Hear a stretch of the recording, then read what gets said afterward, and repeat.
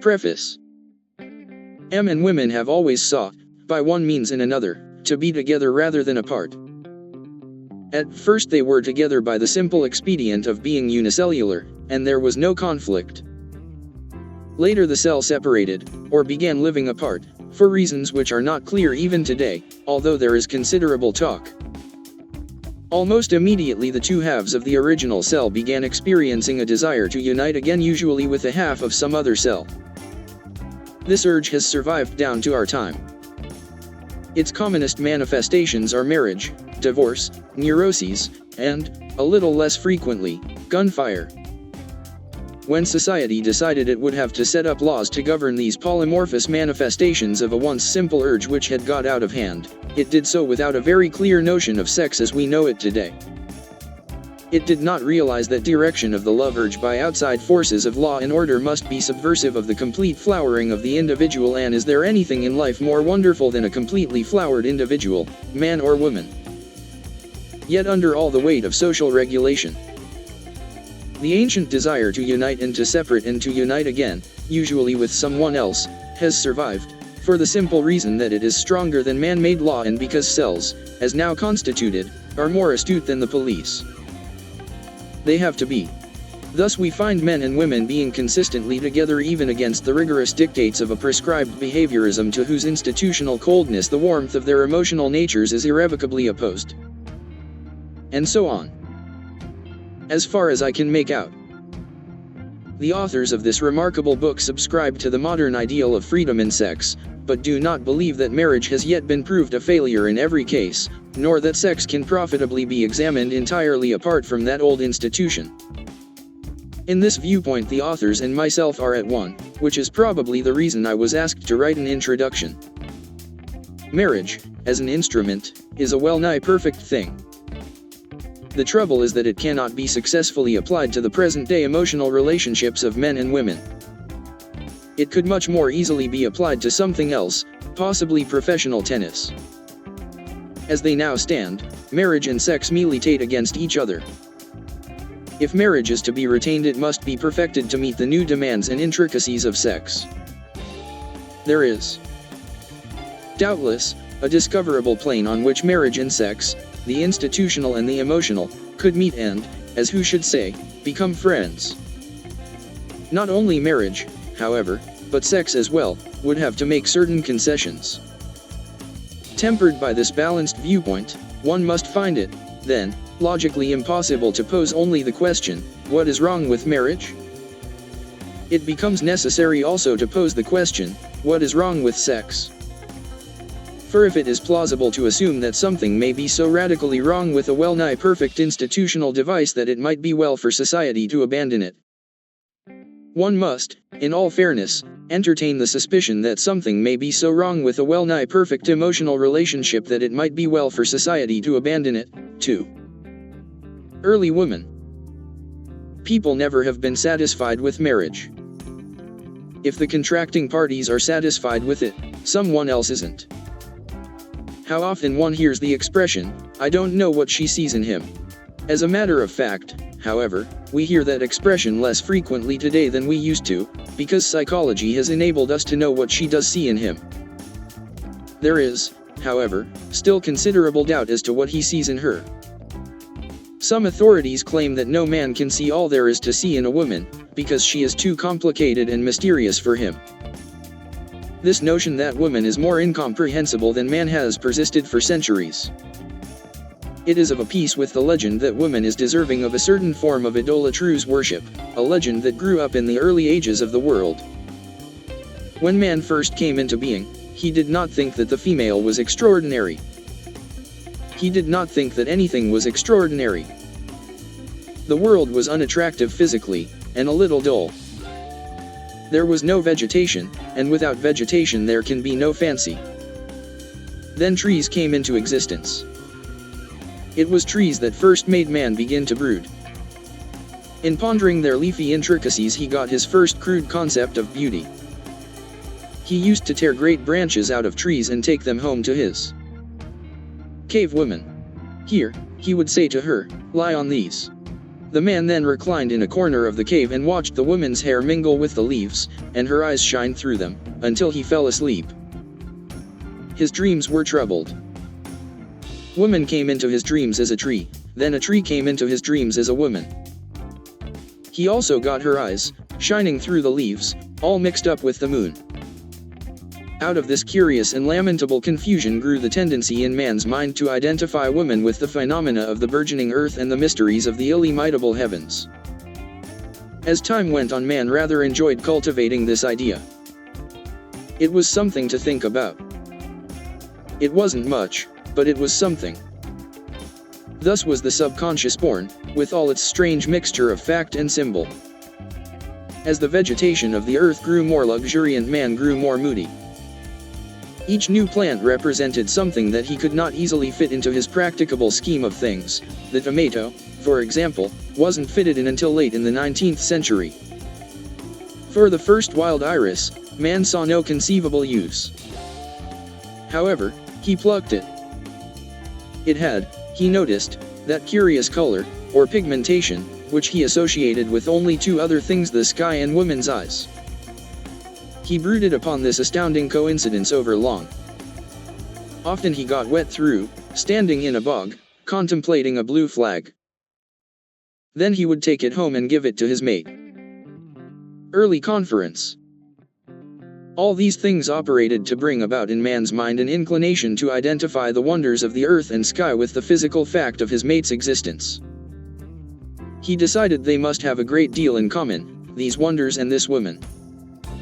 What that was he determined to find out. Too proud at first, too male, to take his mate into his confidence in the matter of his uncertainties, he got to tramping the bogs and woods at night, seeking the answer.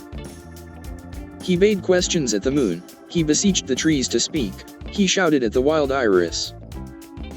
There was no answer.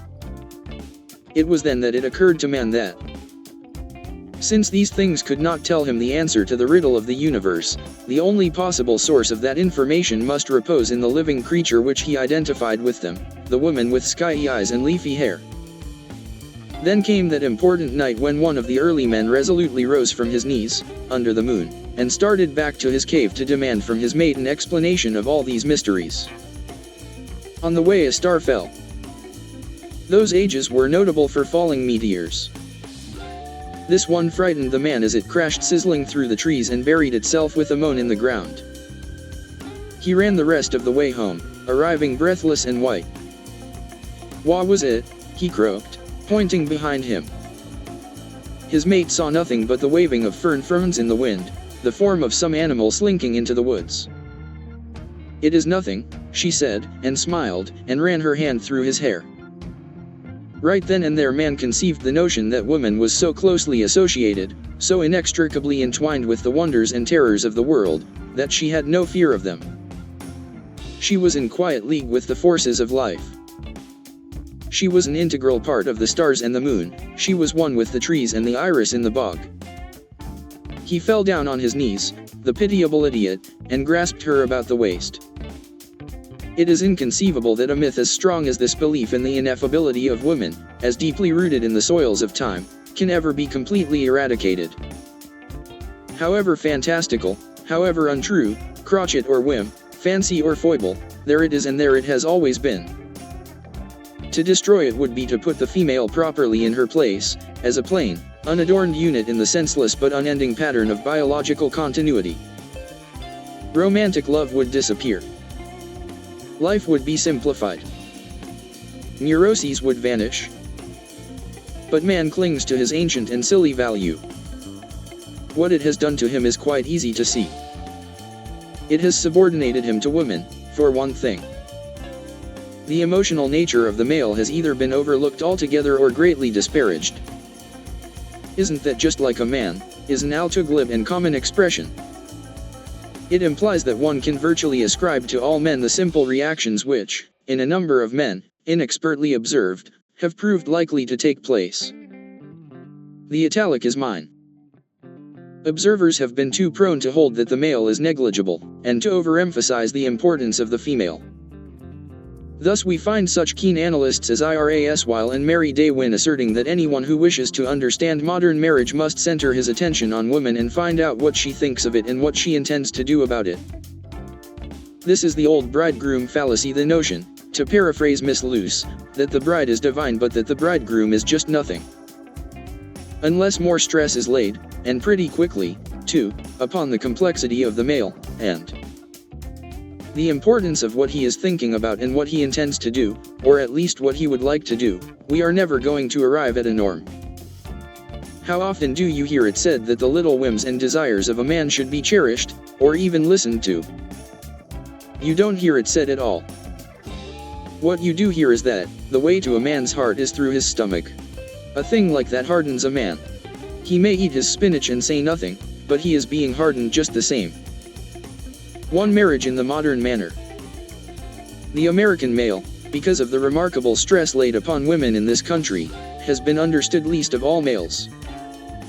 There has been no completely successful attempt to state his case until the authors of this extraordinary book came along. I do not know who they are. In places they do not seem to be themselves. But they've got something. A lot of what they have they seem to have got from Zaner and Tytheridge, which is all right with me. At any rate, they state the case for the American man clearly and plausibly. At the same time they have by no means neglected the female. It takes two to make a neurosis, and nobody knows that any better than White and Thurber, unless it's Zaner and Tytheridge. Herein are examined, therefore, both men and women, male and female, man and woman not only in themselves, but in their curious reactions to each other. The term reaction seems to be used in this book to include not only those quick, unpremeditated reflexes which cause so much trouble, but also those slowly formulated prejudices, doubts, and suspicions which cause even more trouble. If this book does anything at all toward straightening out the lamentable mess that things have got into in America, and I certainly think it will, the authors will feel amply repaid for their pains. Which consisted in large part, they tell me, of insults. LCHRLLB, CIESH, KB, BDS. July 15, 1929. Is sex necessary? Chapter I. TNAM, ISP. Other civilized nation are the biological aspects of love so distorted and transcended by emphasis upon its sacredness as they are in the United States of America. In China it's all biology. In France it's a mixture of biology and humor. In America it's half, or two-thirds, psyche. The Frenchman's idea, by and large, is to get the woman interested in him as a male. The American idea is to point out, first of all, the great and beautiful part which the stars, and the infinite generally, play in man's relationship to women. The French, Dutch, Brazilians, Danes, etc., can proceed in their amours on a basis entirely divorced from the psyche. The Chinese give it no thought at all, and never have given it any thought. The American would be lost without the psyche, lost and a little scared. As a result of all this, there is more confusion about love in America than in all the other countries put together. As soon as one gets the psychical mixed up with the physical, a thing which is likely to happen quite easily in a composing room, but which should not happen anywhere else at all, one is almost certain to get appetite mixed up with worship. This is a whole lot like trying to play golf with a basketball, and is bound to lead to maladjustments. The phenomenon of the American male's worship of the female, which is not so pronounced now as it was, but is still pretty pronounced, is of fairly recent origin. It developed, in fact, or reached its apex, anyway, in the early years of the present century. There was nothing like it in the preceding century. Throughout the 19th century, the American man's amatory instincts had been essentially economic. Marriage was basically a patriotic concern, the idea being to have children for the sake of the Commonwealth. This was bad enough, but nevertheless it is far less dangerous to get the Commonwealth mixed up with love than to get the infinite mixed up with love. There was not a single case of nervous breakdown, or neurosis, arising from amatory troubles, in the whole cycle from 1800 to 1900, barring a slight flare-up just before the Mexican and Civil Wars. This was because love and marriage and children stood for progress, and progress is or was a calm, routine business. Mrs. Hopkins, a man would say to the lady of his choice, she was a widow in this case, Mrs. Hopkins, I am thinking, now that George has been dead a year, you and I should get married and have offspring. They are about to build the Union Pacific, you know, and they will need men. Because parents can't always have men children when they want them, this led to almost as many women as men working on the Union Pacific, which in turn led to the greater stature of women in the present Northwest than in any other part of the nation. But that is somewhat beside the point. The point is that men and women, husbands and wives, suitors and sweethearts, in the last century lived without much sentiment and without any psychophysical confusion at all. They missed a certain amount of fun, but they avoided an even greater amount of pother, see glossary. They did not worry each other with emotional didos. There was no hint of a pleasure principle. Everything was empiric, almost somatic. To the late George Hopkins. 3. The word somatic has been left out of the glossary because of the confusion which the dictionary itself seems to be in over the meaning of the term. Pertaining to the wall of the body is as close as the New International comes to what we have in mind here, but it goes right on to use parietal as a synonym, and parietal means pertaining to order within the buildings of a college. Then again the word goes back to the Old Indian, or East Indian, root soma, which means a god, a liquor, and an asclepiadaceous climbing shrub, Sarcostoma acidum. Furthermore, if your eyes stray even a fraction of an inch, in looking up somatic, you are in Salzburgite, which includes the feldspars, agarite, groridite, and tingate. This direct evasion of the love urge on the part of Americans of the last century was the nuclear complex of the psychoneurosis as we know it today, and the basis for that remarkable reaction against patriotic sex which was to follow so soon after the Spanish-American War. Fig. 1. Sex substitutes, Übertragung period baseball. At the turn of the century, the nation was on a sound economic basis and men had the opportunity to direct their attention away from the mechanics of life to the pleasures of living. No race can leap lightly, however, from an economic value to an emotional value. There must be a long period of Übertragung, long and tedious. Men were not aware of this, 30 years ago, because the science of psychology was not far advanced, but nature came to their aid by supplying a temporary substitute for an emotional sex life, to tide them over during the period of Übertragung. This substitute took the form of games. Baseball assumed a new and enormous importance, prize fighting reached its heyday, horse racing became an absorption, bicycling a craze. Now women, naturally introverts, could not easily identify themselves with baseball or prize fighting. They admired Christy Mathewson and Terry McGovern, but that was about all. They took but slowly to horse racing, and they giggled and acted the fool when they first tried to balance themselves on a bicycle. They drew away from men and from men's concerns, therefore there was no more of the old Union Pacific camaraderie and began to surround the mere fact of their biological destiny with a nimbus of ineffability. It got so that in speaking of birth and other natural phenomena, women seemed often to be discussing something else, such as the Sistine Madonna or the Aurora Borealis. They became mysterious to themselves and to men. They became suddenly, in their own eyes, as capable of miracle and as worthy of worship as Juno and her sisters. This could not go on. The conflict was ineluctable. Fig. 2. Sex substitutes, Übertragung period bowling. When men, wearied of games, turned to women with that urgency so notable in the American male for its simplicity and directness, they found them unprepared for acceptance and surrender. The process of adjustment in courtship and in marriage became more involved than it had ever been before in the history of the country, if not in the history of the world. The new outdoors type of American man, with all his strength and impetuosity, was not easily to be put off. But the female, equipped with a defense far superior in polymorphous ingenuities to the rather simple attack of the male, was prepared. She developed and perfected the diversion subterfuge. Its purpose was to put man in his place. Its first manifestation was fudge making. Fudge making. The female, equipped with a defense far superior in polymorphous ingenuities to the rather simple attack of the male, developed, and perfected, the diversion subterfuge. The first manifestation of this remarkable phenomenon was fudge making.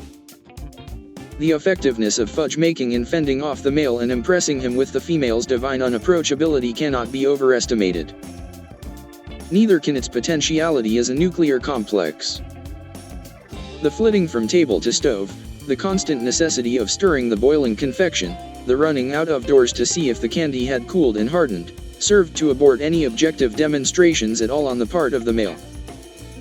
He met this situation with a strong masculine protest. He began to bring a box of candy with him when he called, so that there would not be any more fudge making. These years constituted the Great Loney's era in this country. Brought back to where she had started, face to face with the male's simple desire to sit down and hold her, the female, still intent upon avoidance of the tactual, retaliated by suggesting indoor pastimes, one of the greatest of all delay mechanisms. All manner of parlor games came into being at this period, notably charades, which called for the presence of other persons in the room, numerical protection. The American male's repugnance to charades, which is equaled, perhaps, by his repugnance to nothing else at all, goes back to those years. The masculine protest, in this case, was a counter-suggestion of some games of his own, in which there was a greater possibility of personal contact. His first suggestions were quite primitive, such as that it would be fun to count up to 100 by kissing. The female's response was the famous one of osculatory justification. There must be, she decreed, more elaborate reasons for kissing than a mere exhibition of purposeless arithmetical virtuosity. Thus post office and pillow were finally devised, as a sort of compromise. Neither was satisfactory to either sex. The situation became considerably strained and relationships finally trailed off into the even less satisfactory expedient of going for long rides on a tandem bicycle, which has had its serious effects upon the nature of the American man.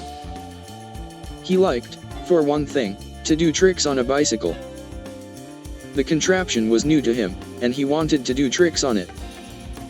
One trick that he liked especially was riding backwards. But there wasn't one woman in 10,000, riding frontwards on the rear seat of a tandem wheel, who would permit her consort to ride backwards on the front seat. The result of all this was not adjustment, but irritability. Man became frustrated. For see glossary, definition no. 1. There wasn't one woman in 10,000, riding frontwards on the rear seat of a tandem wheel, who would permit her consort to ride backwards on the front seat. The result of all this was not adjustment, but irritability. Man became frustrated. Frustration wrought its inevitable results. Men began to act jumpy and strange. They were getting nowhere at all with women. The female gradually assumed, in men's eyes, as she had in her own, the proportions of an unattainable deity, something too precious to be touched. The seed of pedestalism was sown. The male, in a sort of divine discontent, began to draw apart by himself. This produced that separation of the physical and the psychic which causes the adult to remain in a state of suspended love, as if he were holding a bowl of goldfish and had nowhere to put it. This condition nowadays would lead directly to a neurosis, but in those days men were unable to develop a neurosis because they didn't know how. Men withdrew, therefore, quietly and morosely, to their dens. It was the epoch of the den in America. Some marvelous ones sprang into being. Their contents were curiously significant. Deprived of possessing the female, the male worked off his possessive complex by collecting all manner of bibelots and bric-a-brac. The average den contained a paperweight from Lookout Mountain, a jagged shell from Chickamauga, a piece of wood from the Maine, pictures of baseball players with beards, pictures of bicycle champions, a yellowing full-page photograph of Admiral Sly, a letter opener from Niagara Falls, a lithograph of Bob Fitzsimmons, a musket badge from the GAR parade, a red tumbler from the State Fair, a photograph of Julia Marlowe, a monk's head match holder, a Malay kris, 5 pipe racks, a shark's tooth, a starfish, a snapshot of the owner's father's bowling team, colored pictures of natural bridge and balanced rock, a leather table runner with an Indian chief on it, and the spangled jacket of a masquerade costume, softly shedding its sequins. Fig 3. Sex substitutes, Übertragung period craps. The den was the beginning of male sublimation in this country, but the fruits of that sublimation were slow in ripening. At the start, in fact, they were in a state of absolute suspension. Man began to preoccupy himself with anything, no matter how trivial, which might help him to forget, as the lay expression has it. He thought up childish diversions, at which one person can amuse himself, and to justify his absorption in these futile pastimes he exaggerated their importance, as we shall see. These diversions included the diabolo, the jigsaw puzzle, linked nails, and linked keys, which men took apart and put back together again, and most important of all, pigs in clover. Fig 4. Sex substitutes, Übertragung period 6-day bicycle racing. During this period almost no achievements of value, in art, science, or engineering, were forthcoming in the nation. Art, indeed, consisted chiefly of putting strange devices on boxes with the aid of a wood-burning set. The commonest device was the swastika, whose curiously distorted conformation bears no discernible relationship to any known phallic symbolism. Those years were blank, idle, lost years. Outside affairs of all kinds were neglected. Men retired to their dens and were not seen for days. The Panic of 1907 was a direct result. It might be interesting to examine into a typical case history of the period. Case history. George Smith, aged 32, real estate operator. Unmarried, lived with mother. No precocious mother fixation. Had freed his libido without difficulty from familial objects, and was eager to marry. Had formed an attachment in 1899, at the age of 29. With a young virgin.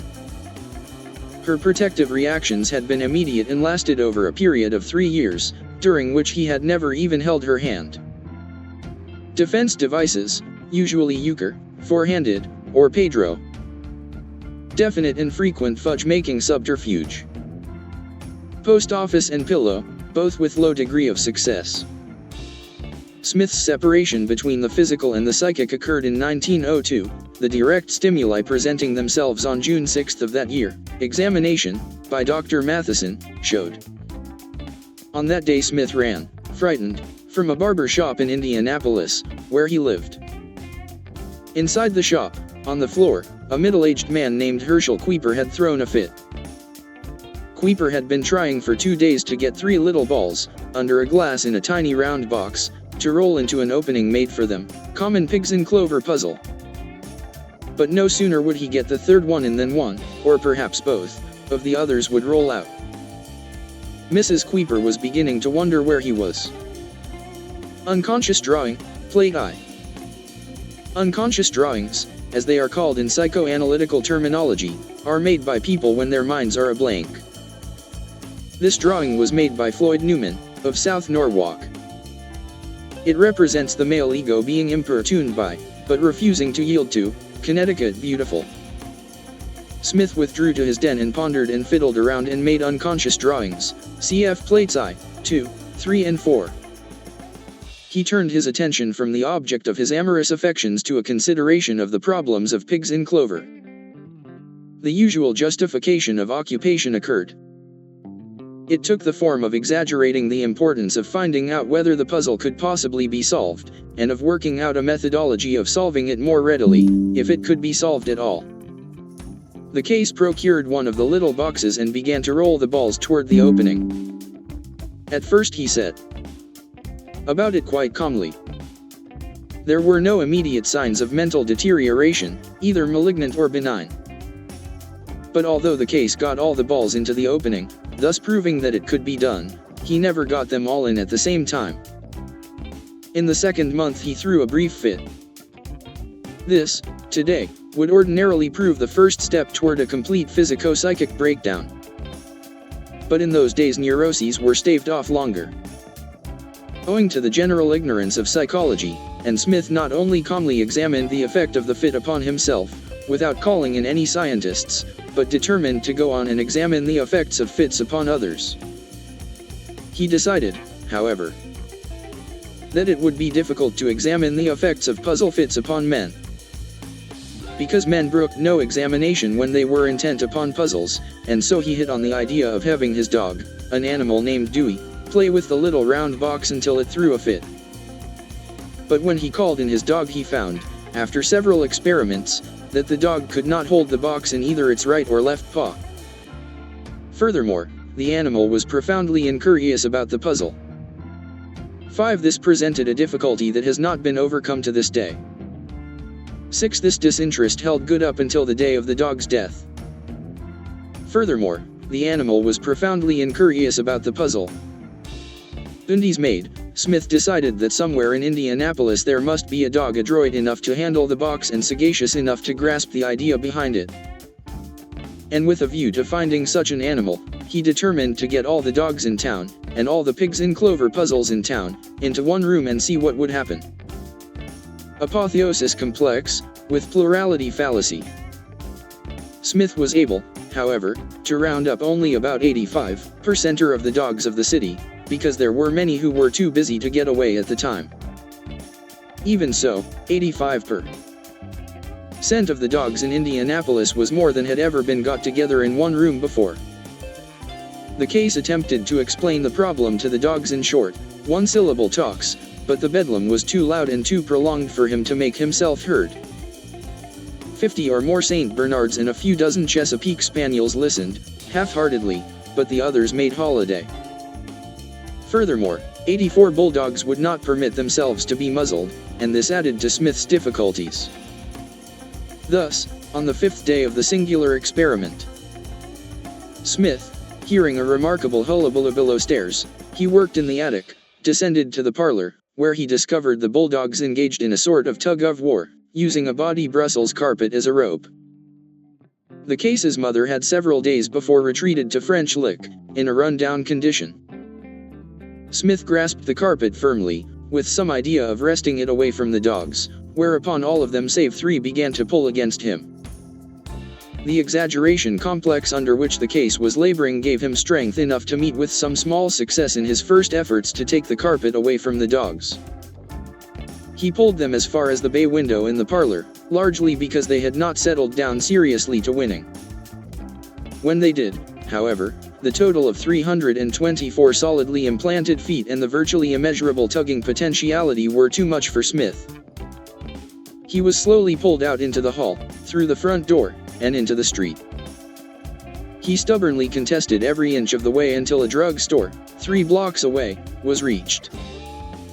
Here someone had the presence of mind to call out the fire department. 7 These 3 had closed their eyes, to hang on, and did not see Smith. Unconscious drawing, Plate 2.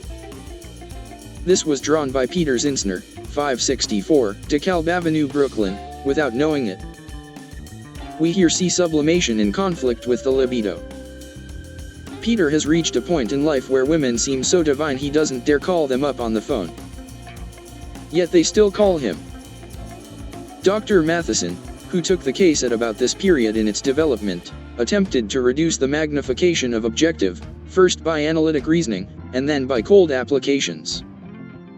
Neither was successful. Matheson could not divert the libido. Smith declined to resume his interest in the feminine object of his affections, and insisted that his experiment with puzzles was a glorious project for the benefit of mankind.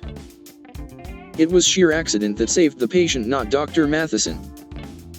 Smith finally refused Dr. Matheson admittance to his house, nor would he go to the doctor's office, claiming that he did not believe in psychology, but one day he dropped one of the little pigs in clover puzzles and broke the glass in it.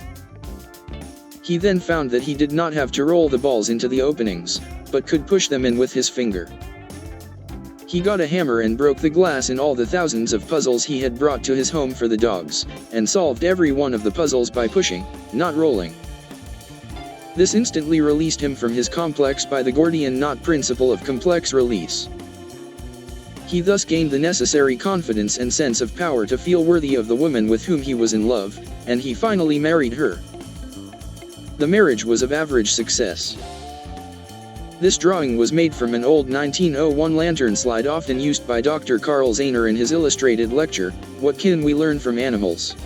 Dr. Zahner has always contended that we can learn nothing of importance from animals beyond a few pointers on the art of relaxation. Their general activities are, as a rule, not only meaningless to man, but frequently to themselves as well. This particular cat, for example, probably had nothing special in mind at all. Marriages, however, were frequently delayed much longer than in the case of George Smith, and it was not, indeed, until 1909 that the usual norm was restored. Meanwhile, in between the time of the first general separation of the physical and the psychic in this country, and the final culmination in marriages, a period of sublimation set in. This followed directly on the heels of the remarkable and lamentable era of preoccupation with trivial diversions and was characterized by an extrovert interest in truly important projects and activities. The airplane was brought to a high stage of development. The telephone transmitter was perfected. Tungsten replaced carbon as a filament for incandescent lamps, better books were written, art progressed, there was a cultural advance generally and the birth of a new aesthetic, and people began to get at the real facts in the thought case. Nevertheless, pedestalism has left its serious effects. It is doubtful if they will fully wear off for another 50 or 75 years. Chapter 2. HTLP. A certain point in every person's amours, the question arises, am I in love, or am I merely inflamed by passion? It is a disturbing question. Usually it arises at some inopportune moment, at the start of a letter, in the middle of an embrace, at the end of a day in the country. If the person could supply a direct, simple, positive answer, if he could say convincingly, I am in love, or, this is not love, this is passion, he would spare himself many hours of mental discomfort. Almost nobody can arrive at so simple a reply. The conclusion a man commonly arrives at, after tossing the argument about, is something after this fashion, I am in love, all right, but just the same I don't like the way I looked at Miriam last night. Or, Mirabelle is a tidy little wench, and in that case why do I waste time composing a quatrain for her, to be sent with a crushed spray of lilac? Why don't I just go right over? At a certain point in every person's amours, the question arises, am I in love, or am I merely inflamed by passion? One reason a man has trouble telling love from passion is because neither term has been clearly defined. Even after one has experienced love, one finds difficulty defining it. Likewise, one may define it and then have all kinds of trouble experiencing it, because, once having defined it, one is in too pompous a frame of mind ever again to submit to its sweet illusion. By and large, love is easier to experience before it has been explained easier and cleaner. The same holds true of passion. Understanding the principles of passion is like knowing how to drive a car. Once mastered, all is smoothed out, no more does one experience the feeling of perilous adventure, the misgivings, the diverting little hesitancies, the wrong turns, the false starts, the glorious insecurity. All is smoothed out, and all, so to speak, is lost. The word love is used loosely by writers, and they know it. Furthermore, the word love is accepted loosely by readers, and they know it. There are many kinds of love, but for the purposes of this article I shall confine my discussion to the usual hazy interpretation, the strange bewilderment which overtakes one person on account of another person. Thus, when I say love in this article, you will take it to mean the pleasant confusion which we know exists. When I say passion, I mean passion. This is the work of Grace McFadden, aged 11, of Bucyrus, Ohio, RFD number 3, Bucyrus 6021, Ring 3, and was drawn on the day that Principal K.L. Mooney, of the Paulding County Concentration Grade Schools, was married. Here the pleasure principle and the wish motive are both overshadowed by the bridegroom fallacy. I have mentioned that the question of deciding whether a feeling be love or passion arises at inopportune moments, such as at the start of a letter. Let us say you have sat down to write a letter to your lady. There has been a normal amount of preparation for the ordeal, such as clearing a space on the desk, in doing which you have become momentarily interested in a little article in last month's Scribner's called Plumbing the Savage, and have stood for a minute reading the first page and deciding to let it go. And the normal amount of false alarms, such as sitting down and discovering that you have no cigarettes. Note, if you think you can write the letter without cigarettes, it is not love, it is passion. Finally you get settled and you write the words, "and darling." If you like commas, you put a comma after darling; if you like colons, a colon; if dashes, a dash. If you don't care what punctuation mark you put after darling, the chances are you are in love, although you may just be uneducated, who knows. Now, you have written the words "and darling" and have put a punctuation mark there. You pause for just a second, and in that second you are lost. Darling, you say to yourself. Darling? Is she my darling, or isn't she? And if she is my darling, as I have so brazenly set down on this sheet of paper, what caused me to take such a long, critical look at the girl in the red and brown scarf this morning when I was breakfasting in the Brevoort? If I can be all aglow about a girl in a red and brown scarf in the early morning, is Anne my darling, or am I just kidding myself? Then follows a brief estimate of the comparative beauty of Anne and the girl in the scarf, with the girl in the scarf coming out half a length ahead. This is followed by a short dialogue which you hold with yourself. What if she was prettier, you say? What does that amount to? I'm not a child. I know there's more to the story than mere physical beauty. American male postures, plate I. American men, more than any others, permit the complexities of the psychophysical world to get them down. Often, while down, they will pass each other going somewhere, and exchange a small greeting. What more is there, you quietly demand, testing yourself out?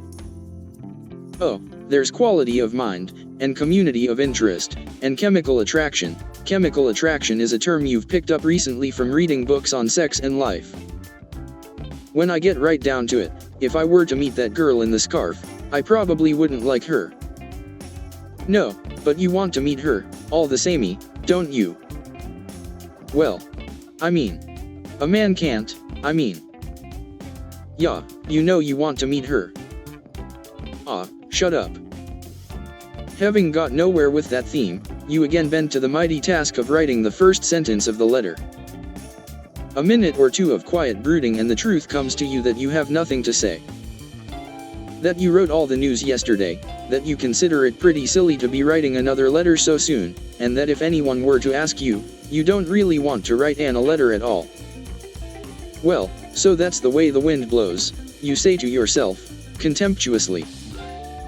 So that's the way things are between Anne and you. Not wanting to write her. So it's come to that. Well, it's about time you got wise to yourself.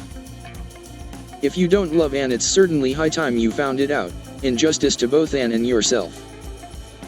In other words, you never loved Anne at all, you merely gave in to an infatuation. You were thinking about the physical side of the affair. Yes, sir, you desired Anne, that's what you did. You desired her. Why, you dirty, low-down, two-faced old voluptuary you. The utter shame of this situation breaks your spirit and you lay down your pen, light up a cigarette, and pace up and down the room. Suddenly you dash to the desk, with a look of woeful determination, seize the pen, and write, after the words "and darling," which are good and dry by this time, I have been wanting to tell you something for a long time. We must look things straight in the face, Anne. You then look things straight in the face for 10 minutes, during which you don't write a word, and end by tearing the letter up and quickly dashing off another, which reads, Anne, I'm awfully tired tonight, nervous, etc. And if I wrote you it would just be a bunch of hooey, so think I will wait till tomorrow before writing. Love, Bert. This you mail at the corner and spend the rest of the evening trying to read Plumbing the Savage, which results finally in sleep troubled by dreams of savages wearing loincloths of a familiar red and brown material. This vexing disbelief in one's own illusion of love is experienced most alarmingly by persons of literary inclinations. Yet with them the reaction comes in quite the opposite manner. Writing is a form of sexual expression. Zahner goes further, he says writing is sex, and it takes just as much out of a person.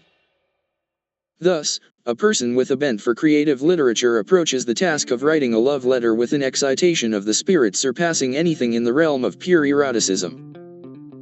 He anticipates it for hours, mulling over in his mind the possible material, enlarging on anecdotes, rounding off pledges of affection, sharpening similes, sharpening pencils. He comes to the writing of it with immense zeal and a rather nice control of lyrical prose. He ends on a splendidly poised and correctly balanced note of tenderness and faith and love, and then, having signed, sealed, and posted the missive, is suddenly overcome by the realization that by the very act of composition he has annulled the allure of the subject herself, cares no more about her for the moment than he does for an old piece of butcher's twine, which, all in all, is so alarming a discovery that he usually gets a little bit sick thinking about it, and has to go out somewhere and hear some music. I have seldom met an individual of literary tastes or propensities in whom the writing of love was not directly attributable to the love of writing. The mood captured in this drawing is a rare one indeed, and Dr. Carl Zahner considers the sketch the finest in his collection. Here the masculine sense of ironic detachment rises superior to the love urge and can take it or let it alone. The drawing was sent to Dr. Zahner by Mrs. Walter L. Mouse, née Kathleen Schaff, recently divorced wife of the author of the drawing, Walter L. Mouse, of Columbus, Ohio. A person of this sort falls terribly in love, but in the end it turns out that he is more bemused by a sheet of white paper than a sheet of white bed linen. He would rather leap into print with his lady than leap into bed with her. This first pleases the lady and then annoys her. She wants him to do both, and with virtually the same impulse. Uncertainty in the middle of an embrace.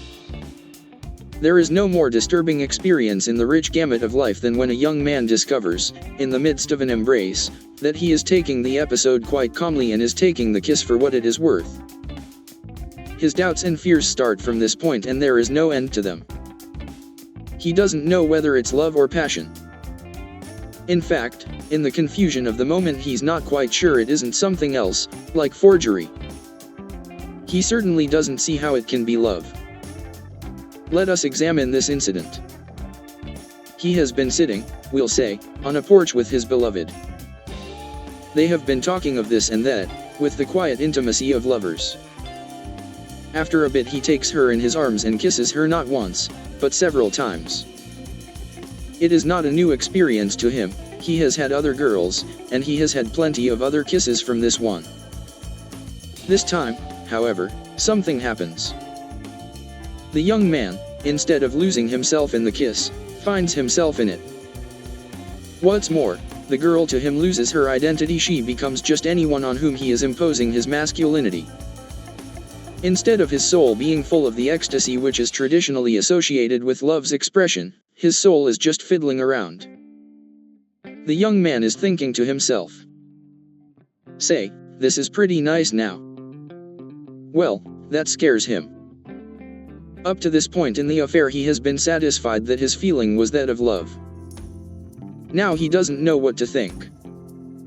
In all his life he has never come across a character in a book or a movie who, embracing his beloved, was heard to say, "This is pretty nice," except that character was a villain. He becomes a mass of conflicting emotions, and is so thoroughly skeptical and worried about the state of his heart that he will probably take to reading sociological books to find out if it's okay to go ahead.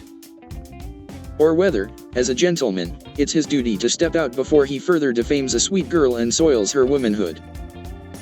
The medical profession recognizes two distinct types of men. First, the type that believes that to love a woman is not to desire her. Second, the type that believes that to desire a woman is not to love her. The medical profession rests. This young man whom I've just mentioned, the rogue who found himself having a good time in the midst of a kiss, now takes seriously to books. Matters go from bad to worse. Hoping to find, in sexology, some explanation for his conduct which would indicate that, if not decent, it at least was not without precedent, he searches relentlessly until he comes upon a chapter on the theory of the libido. Note, it makes any young man a little mad to discover that he has a pleasure principle, but there it is just the same. On page 464 he finds this paragraph. The ideal healthy outcome is to find the child in whom the process of repression has been accomplished with no fixations of interest at lower stages of adaptation. In whom the Oedipus complex has passed into a normal phase of the castration complex inhibition, and in whom a free movable libido is developing sublimation in active interests free from paralyzing inhibitions or antisocial tendencies. This peculiar posture was discovered by Dr. Tytheridge in a patient who for 30 years, boy and man, had been unable to tell love from passion and who allowed it to prey on his mind. Drawing from the Tytheridge collection of American male postures. This brings the young man to the point where he thinks maybe he better lay off altogether. He just wasn't cut out for kissing, he guesses. So he writes his girl a letter apologizing for having been a beast, breaks the engagement, and goes out to Oregon, where he raises fruit fairly successfully and with no antisocial tendencies. I have taken up the question of man's uncertainty about love and passion in two different circumstances: at the start of a letter, and in the middle of an embrace. It was originally my intention also to show how this uncertainty overcomes one at the end of a day in the country when a man is so tired that he not only can't distinguish love from passion, but has all he can do to distinguish one station on the New Haven Railroad from another and often gets out at 125th Street by mistake. I say this was my intention, but thus far I have been so unsuccessful in explaining the difference between love and passion that to go on would be to lay myself open to criticism. The fact of the matter is, it's very difficult to tell love from passion. My advice to anyone who doesn't feel sure of the difference between them is either to give them both up or quit trying to split hairs. Chapter 3. A DFT. I of the weaker sex. In this book, the authors usually confine themselves to the generalization women, and the female. For the larger discussions of sex, these comprehensive terms suffice. Yet no examination of the pitiable problem of man and woman would be complete without some effort to define a few of the more important types of the female. One cannot say, "Oh, well, you know how women are," and let it go at that. Many truths apply, and many foibles are common, to the whole sex, but the varieties of the female of the species are as manifold as the varieties of the flower called the cinna or aria. Successfully to deal with a woman, a man must know what type she is. Successfully to deal with a woman, a man must know what type she is. There have been several methods of classification, none of which I hold thoroughly satisfactory, neither the glandular categories, the gonoid, thyroid, etc., nor the astrological Sagittarius, Virgo, Pisces, and so on. One must be pretty expert to tell a good gonoid when he sees one. Personally, I know but very little about them, nor if I had a vast knowledge would I know what to do with it. It is even more difficult, and just as unimportant, to arrive at a zodiacal classification, because that is altogether dependent upon determining the year the woman was born, and because, even if you should ascertain her date of birth, the pish-tosh of analysis and prediction which derives therefrom is a lot of medieval guesswork. Or so it seems to me, and to Zahner, Blifil, Gorley, Peshkar, Rittenhouse, and Matheson.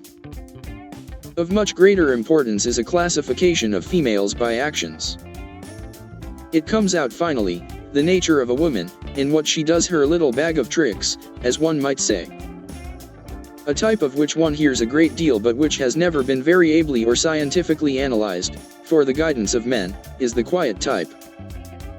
How often one hears the warning, "Look out for the quiet type." Let us see if we should look out for it, and why. The element of menace in the quiet type is commonly considered very great. Yet if one asks a man who professes knowledge of the type, why one should look out for it, one gets but a vague answer. "Just look out, that's all," he usually says. When I began my researches I was, in spite of myself, somewhat inhibited by an involuntary subscription to this legendary fear. I found it difficult to fight off a baseless alarm in the presence of a lady of subdued manner. Believing, however, that the best defense is an offense, I determined to carry the war, as it were, into the enemy's country.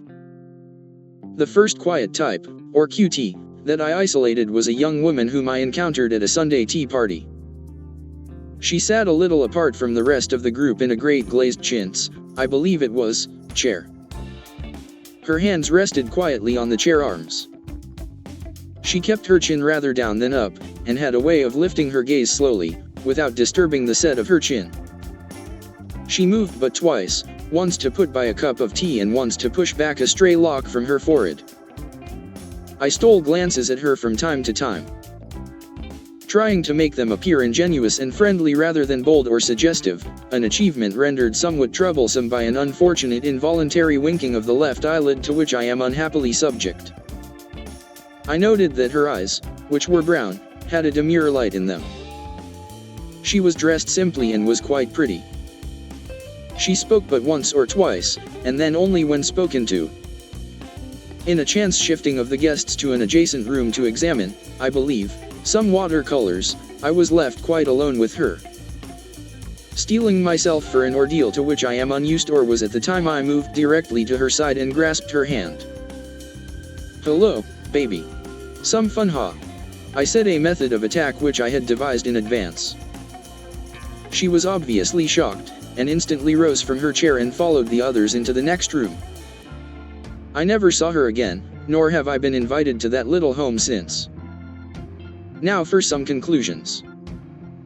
Patently, this particular QT, probably due to an individual variation, was not immediately dangerous in the sense that she would seize an opportunity, such as I offered her, to break up the home of, or at least commit some indiscretion with, a man who was obviously, I believe I may say, a dependable family man with the average offhand attractions. Dr. White has criticized my methodology in this particular case. A criticism which I may say now, in all good humor, since the danger is past, once threatened to interpose insuperable obstacles, of a temperamental nature, in the way of this collaboration. It was his feeling that I might just as well have removed one of the type's shoes as approach her the way I did. I cannot hold with him there. Neither, I am gratified to say, can Zaner, but in fairness to White it is only just to add that Tithridge can. However, the next QT that I encountered I placed under observation more gradually. I used to see her riding on a Fifth Avenue bus, always at a certain hour. I took to riding on this bus also, and discreetly managed to sit next her on several occasions. She eventually noticed that I appeared to be cultivating her and eyed me quite candidly, with a look I could not at once decipher. I could now, but at that time I couldn't. I resolved to put the matter to her quite frankly, to tell her, in fine, that I was studying her type and that I wished to place her under closer observation. Therefore, one evening, I doffed my hat and began. "The quiet type. Madam," I said, "I would greatly appreciate making a leisurely examination of you, at your convenience." She struck me with the palm of her open hand, got up from her seat, and descended at the next even-numbered street, 36th, I believe it was. I may as well admit here and now that personally I enjoyed at no time any great success with Q.Ts. I think one may go as far as to say that any scientific examination of the quiet type, as such, is out of the question. I know of no psychologist who has ever got one alone long enough to get anywhere. Tithridge has averred that he began too late in life, Zaner that he does not concur in the major premise. The quiet type is not amenable to the advances of scientific men when the advances are of a scientific nature, and also when they are of any other nature. Indeed, it is one of the unfortunate handicaps to psychological experimentation that many types of women do not lend themselves readily to purposeful study. As one woman said to me, it all seems so mapped out, kind of. I am a little reluctant to report one other adventure with the quiet type, and that is why I seem to have summed up in the preceding paragraph without mentioning it. However, I now feel that some brief outline of the case I have alluded to should be set down here, especially after all this allusion. This young lady was a guest at a weekend party where I was also a guest.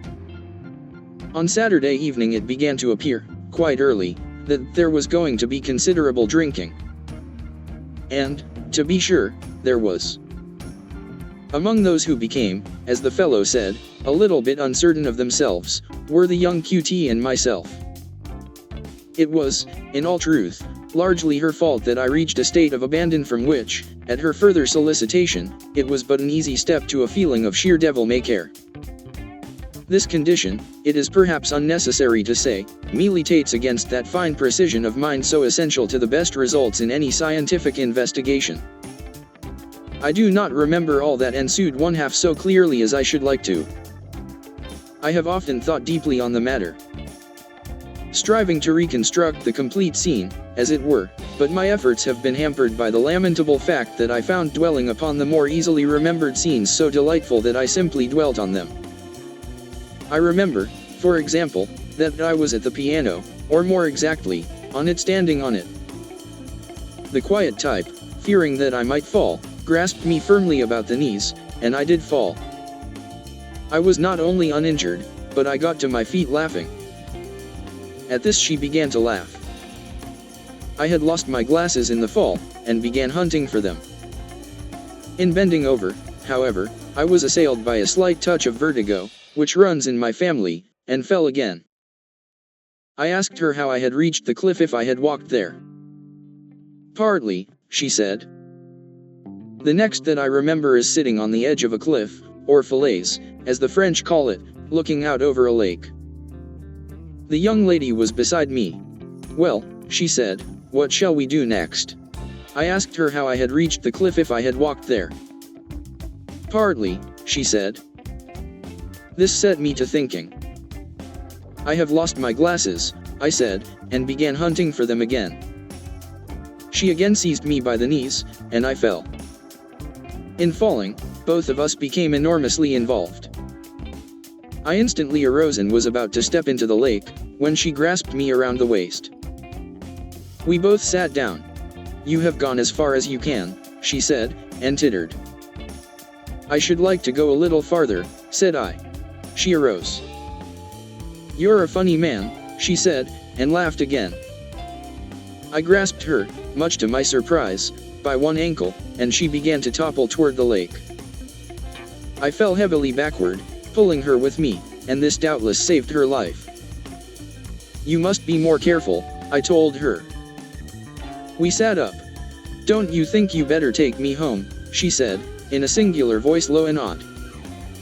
Rather, I responded, and arose. I took her back to the house, which was some half-mile distant. We joined the others, and that is all I remember.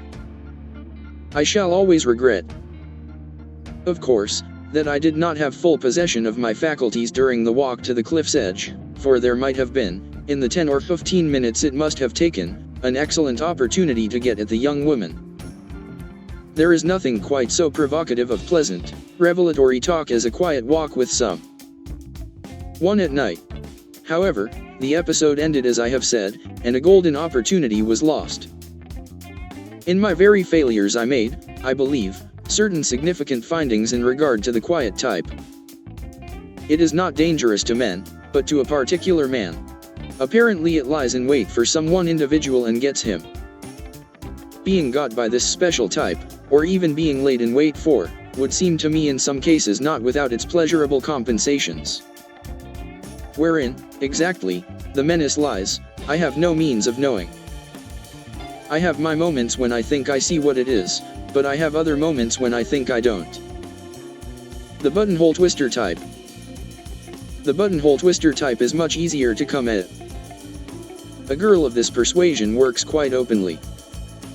She has the curious habit of insinuating a finger, usually the little finger of the right hand, unless she be left-handed, into the lapel buttonhole of a gentleman, and twisting it. Usually, she picks out a man who is taller than herself, and usually she gets him quite publicly, in parks, on street corners, and the like. Often, while twisting, she will place the toe of her right shoe on the ground, with the heel elevated, and will swing the heel slowly through an arc of about 30 or 35 degrees, back and forth. This manifestation is generally accompanied by a wistful, faraway look on the woman's face, and she but rarely gazes straight at the man. She invariably goes in for negative statements during the course of her small writhings, such as "it is not," "I am not," "I don't believe you do," and the like. This type is demonstrative in her affections and never lies in wait with any subtlety. She is likely to be restless and discontented with the married state, largely because she will want to go somewhere that her husband does not want to go, or will not believe he has been to the places that he says he just came from. It is well to avoid this type. I am told that one type has actually been known to get the man of her choice down and sit, as it were, side saddle of him. A charming but altogether dangerous type is the "don't, dear" type. By assuming a middle-of-the-road, this way, and that way, attitude toward a gentleman's advances, she will at once allure and repulse him. The man will thus be twice allured. He calls on her, and they sit in the porch swing, let us say. When he slips his arm around her, she will say in a low tone, "Don't, dear." No matter what he does, she will say, "Don't, dear." This type is a homemaker. Unless the man wants a home made for him within a very short time, it is better for him to observe the "don't" rather than the "dear," and depart. The type is common in the Middle West, particularly in university towns, or was some few years ago, at any rate. Any effort to classify modern university types would be difficult and confusing. They change from year to year, and vary with the region. I am told that one type has actually been known to get the man of her choice down and sit, as it were, side saddle of him.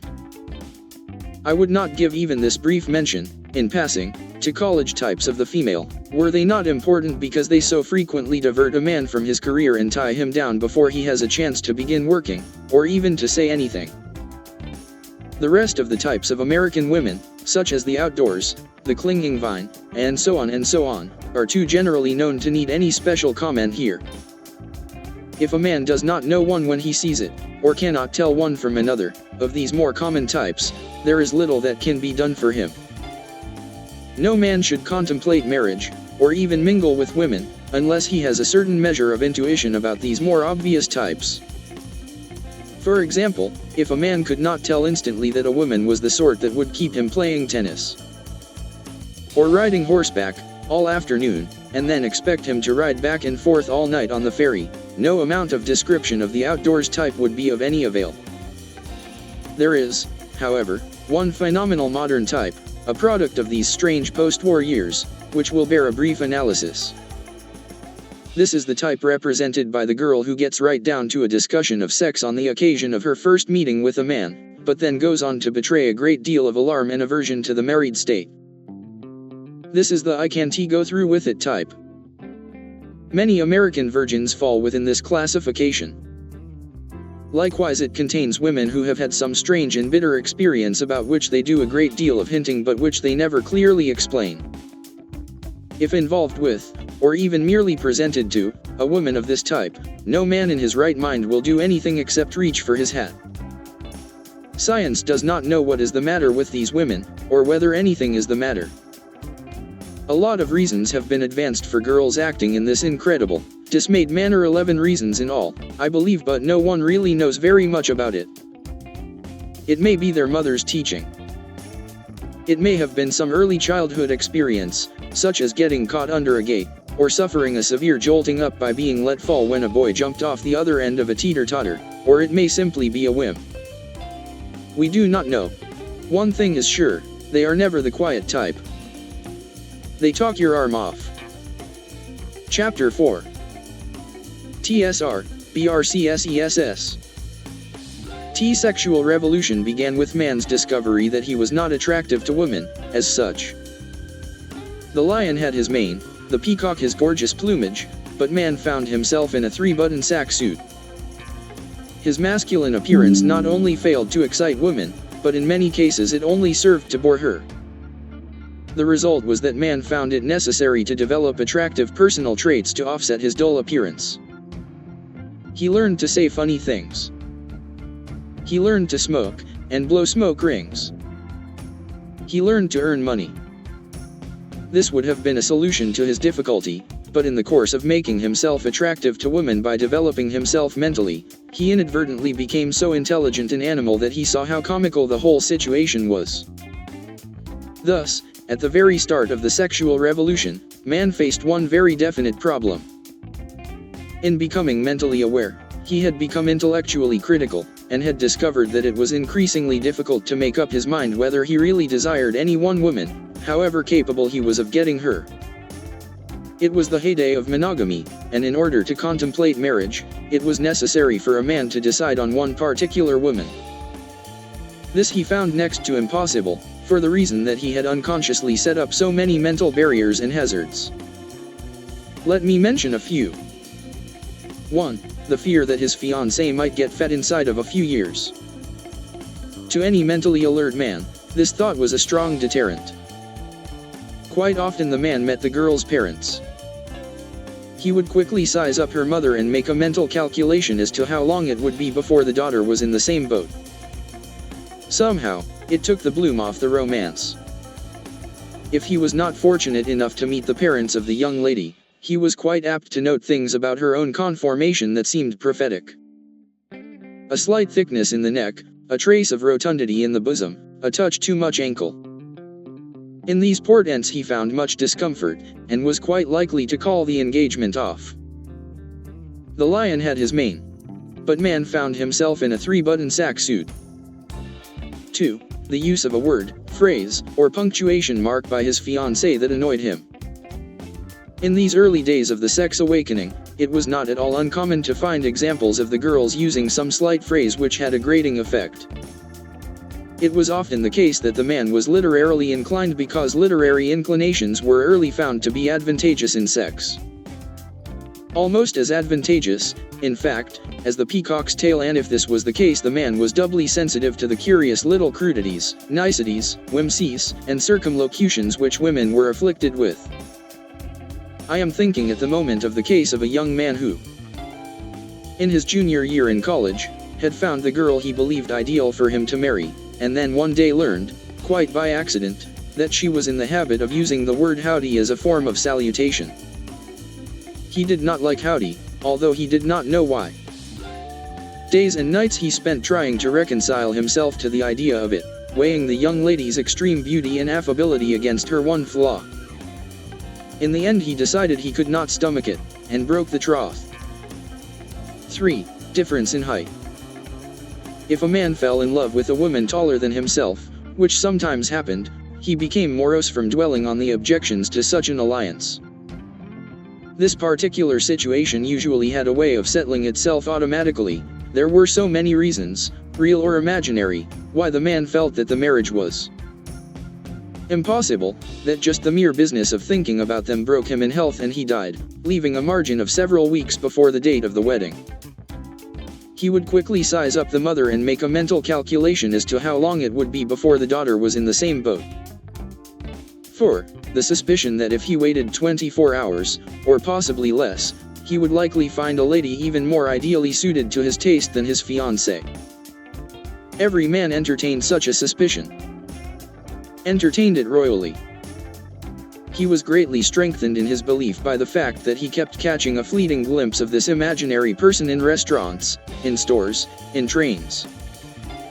To deny the possibility of her existence would be, he felt, to do a grave injustice to her, to himself, and to his fiancée. Man's unflinching desire to give himself and everybody else a square deal was the cause of much of his disturbance. Man had become, you see, a thinking being. He had come to know enough about permutations and combinations to realize that with millions of Caucasian females to choose from, the chances of his choosing the ideal mate were almost zero. Male type, Eastern Seaboard. Definitely interested in, but uncertain what to do about, the female. To men of this type many aspects of the sexual revolution never became clear at all. So matters went. Man, we have seen, had begun to develop himself so that he would be attractive to women, and in doing so had made women of doubtful attraction to him. He had become independent. He had become critical. He had become scared. Sex was awakening, and it was all man could do to keep from laughing. Woman, on her part, saw dimly what was going on in the world. She saw it through the sweet haze of dream. She caught glimpses of it in the mirror of her narcissistic soul. Woman was at the crossroads. She had many ways open to her, but she chose one. She chose to imitate man. At a time when sex was in transition, she had the bad judgment to begin a career of independence for herself, in direct imitation of her well-meaning mate. She took up smoking. She began to earn money, not much, but some. She drank. She subordinated domesticity to individuality, of which she had very little. She attained to a certain independence, a cringing independence, a wistful, half-regretful state. Men and women both became slightly regretful. Men regretted that they had no purple tail to begin with, women that they had ever been fools enough to go to work. Women now understood life, but life had been so much more agreeable in its original mystery. 8. This is the first mention in this article of narcissism. You'll hear more about it, don't worry. And now we come to sex. Woman, observing that her mate went out of his way to make himself entertaining, rightly surmised that sex had something to do with it. From that she logically concluded that sex was recreational rather than procreational. The small, hardy band of girls who failed to get this point were responsible for the popularity of women's field hockey in this country, 1911-1921. As though in a vision, the right to be sexual came to women. They fell to with a will. For thousands of years they had been content merely to be amiable, and now they were going to be sexual. The transition from amiability to sexuality was revolutionary.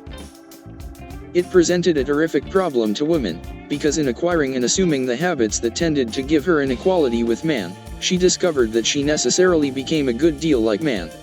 The more she got like him, the less he saw in her. Or so he liked to think, anyway.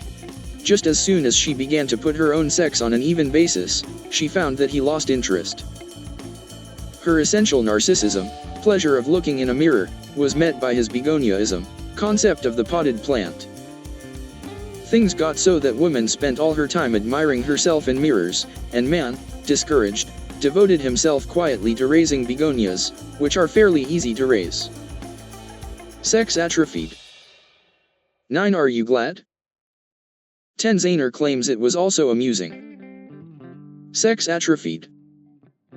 But, as I say, sex was in the transition stage.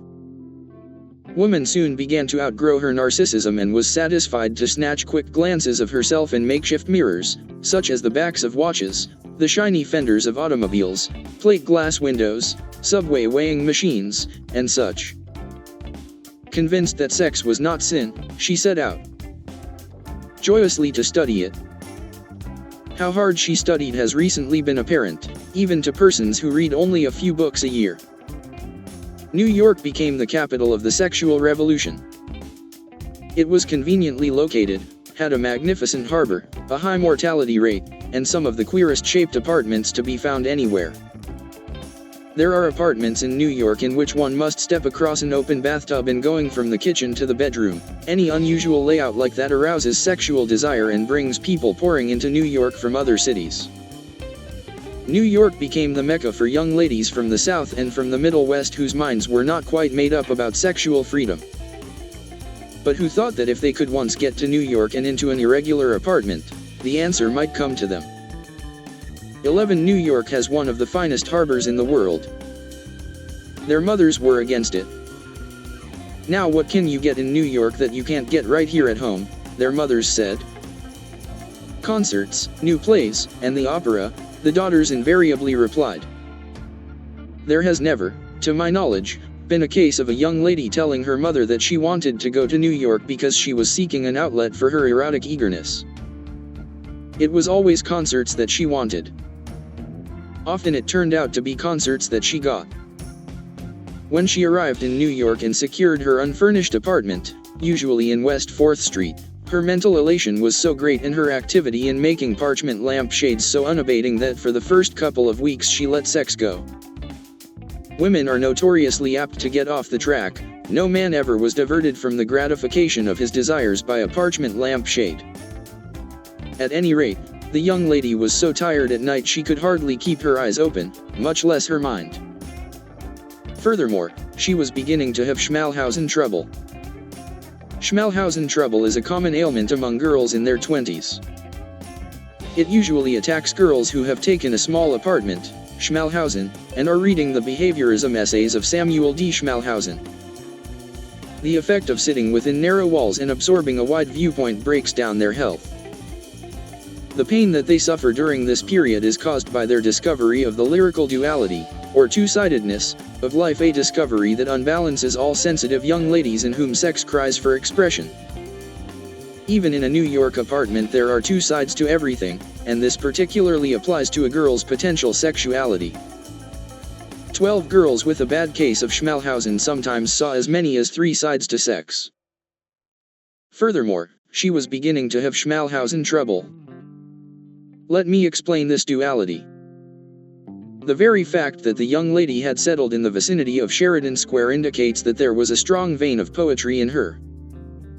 She saw life, and sex, through a lyrical haze which tended to accentuate its beauty by softening its truths. The whole purpose and scheme of poetry is to heighten the tenderness and essential goodness of life by a musical elaboration of its traditional worth. Well, when the young lady allowed the lyrical possibilities of love to work on her mind, it made her meant to remember how candid she had been the night before in discussing contraception with the commercial artist who lived downstairs. It grew to be a big question in her own mind, just what her emancipation ought to consist of. Whether it meant having lemon skins and gin stoppers in the wash basin and talking freely of exhibitionism and voyeurism. Or whether it meant being the recipient of some overwhelmingly beautiful passion which her poetical soul still prescribed but which she knew couldn't exist because she was so widely read. To stall for time she would make another lampshade. 13 See Tithridge's poetry, but don't read it. Days slipped by. Always there was conflict in her soul. She had plunged into the candor regime wholeheartedly. She could enter a room full of people and say almost anything at all. She also went in for nudity, another outlet for sex eagerness. She dallied in the bath, lay around the apartment without any clothes on, appeared scantily clad at her door when the laundryman called to collect, and weekends went swimming naked in the moonlight with other young people. Incidentally, when she saw what a man looked like without any clothes on, the old Schmalhausen trouble came back stronger than ever. By and by, because of this very uncertainty of soul, a kind of orderliness of habit crept into her life. Unable to decide whether sex was the poem she half believed it to be or the casual episode she had schooled herself to think it was, she compromised by practically giving sex the air. She now held a good job and was earning well. Candor and nudity, with an occasional bit of exhibitionism, began to satisfy her completely. She was growing older. The apartment was nicely decorated now and teeming with lampshades. She held some good industrial stocks and had developed an ambition to write. She became content to be literary rather than sexual. She became, in other words, that most dangerous of all byproducts of the sexual revolution, a biologico-cultural type. She had a way of leading young men on into exhilarating topics, and sitting with them in provocative attitudes, and then putting on her hat and going quietly home to bed. In short, New York was now home to this girl, this biologico-cultural lady, and she was in a fair way to step placidly into a good old-fashioned marriage when the right man came along. And he usually did, the poor yap. Chapter V. TLBD. Young bridegroom who unexpectedly discovers that his wife has been brought up in extreme unawareness of the true facts of life and believes in some variant of the birds and flowers delusion, that is, that birds and flowers have something to do with the emotional life of persons, is faced with a situation calling for the greatest tact and tenderness. It won't do any good for him to get mad, or to indulge in self-pity, crying, "Oh, how sorry I am for me," and only a coward would go directly into a psychoneurosis without first trying to win his wife over to acceptance of things as they are. Dr. Walter Tithridge, after the etching by Verblue. I have in mind the case of a young lady whose silly mother had taught her to believe that she would have a little son, 3 years old, named Ronald, as soon as her husband brought a pair of bluebirds into a room filled with lilies of the valley. The young woman, to say nothing of the young man, was thus made the victim of one of the extremest cases of birds and flowers fixation which has ever come to my attention. I shall transcribe, from Dr. Tytheridge's notes, the first dialogue on the subject that took place between the young couple. This dialogue was carefully reconstructed by Tytheridge from the account of the incident as given by the young husband, who sought his advice and counsel. On the evening of the 25th of June, when the couple were married, the young husband entered their hotel suite to find it literally a garden of lilies of the valley. He was profoundly touched, but baffled, and asked his wife who was dead. "Where are the bluebirds?" she replied, coyly. "What bluebirds?" he demanded. "The bluebirds," she said, blushing. Unfortunately, but not unnaturally, the bridegroom did not know what the bride was talking about. What was of the extremest importance to her, was to her husband merely an idle whim, a shadowy fancy. Obviously, the young couple should have talked such matters over long before, but they hadn't, and there they were. He strove to change the subject, whistled, lighted cigarettes, for he was nervous enough the way it was, but she kept recurring to the bluebirds. His bewilderment became tinged with some alarm, for during their courtship he had put forth no great effort to examine into her mental capacity, and he was now assailed by the excusable suspicion that she was perhaps not exactly bright. He talked rapidly, apprehensively, of many things.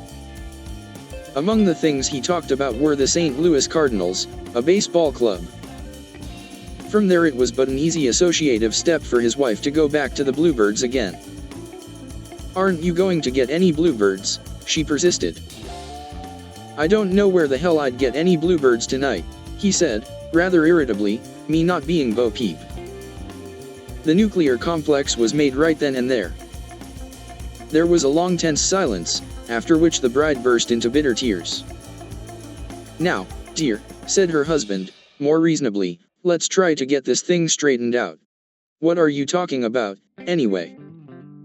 "Sex if you want to know," she blurted out, and swooned.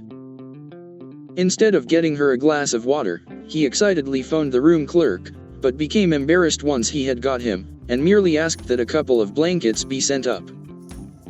It was, unfortunately, as I have said, June and warmish. Thus when the wife revived sufficiently to become aware of her surroundings, the husband was standing above her holding a pair of blankets, and looking pale and warm. Mutual suspicions of mental inadequacy are common during the first year of any marriage. "What are those for?" she demanded, suspiciously, for the notion had now formed in her own mind.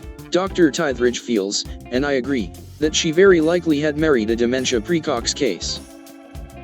These mutual suspicions of mental inadequacy are common during the first year of any marriage, but rarely are they aggravated by factors so clearly calculated to upset the mental equilibrium as bluebirds at midnight and blankets in June.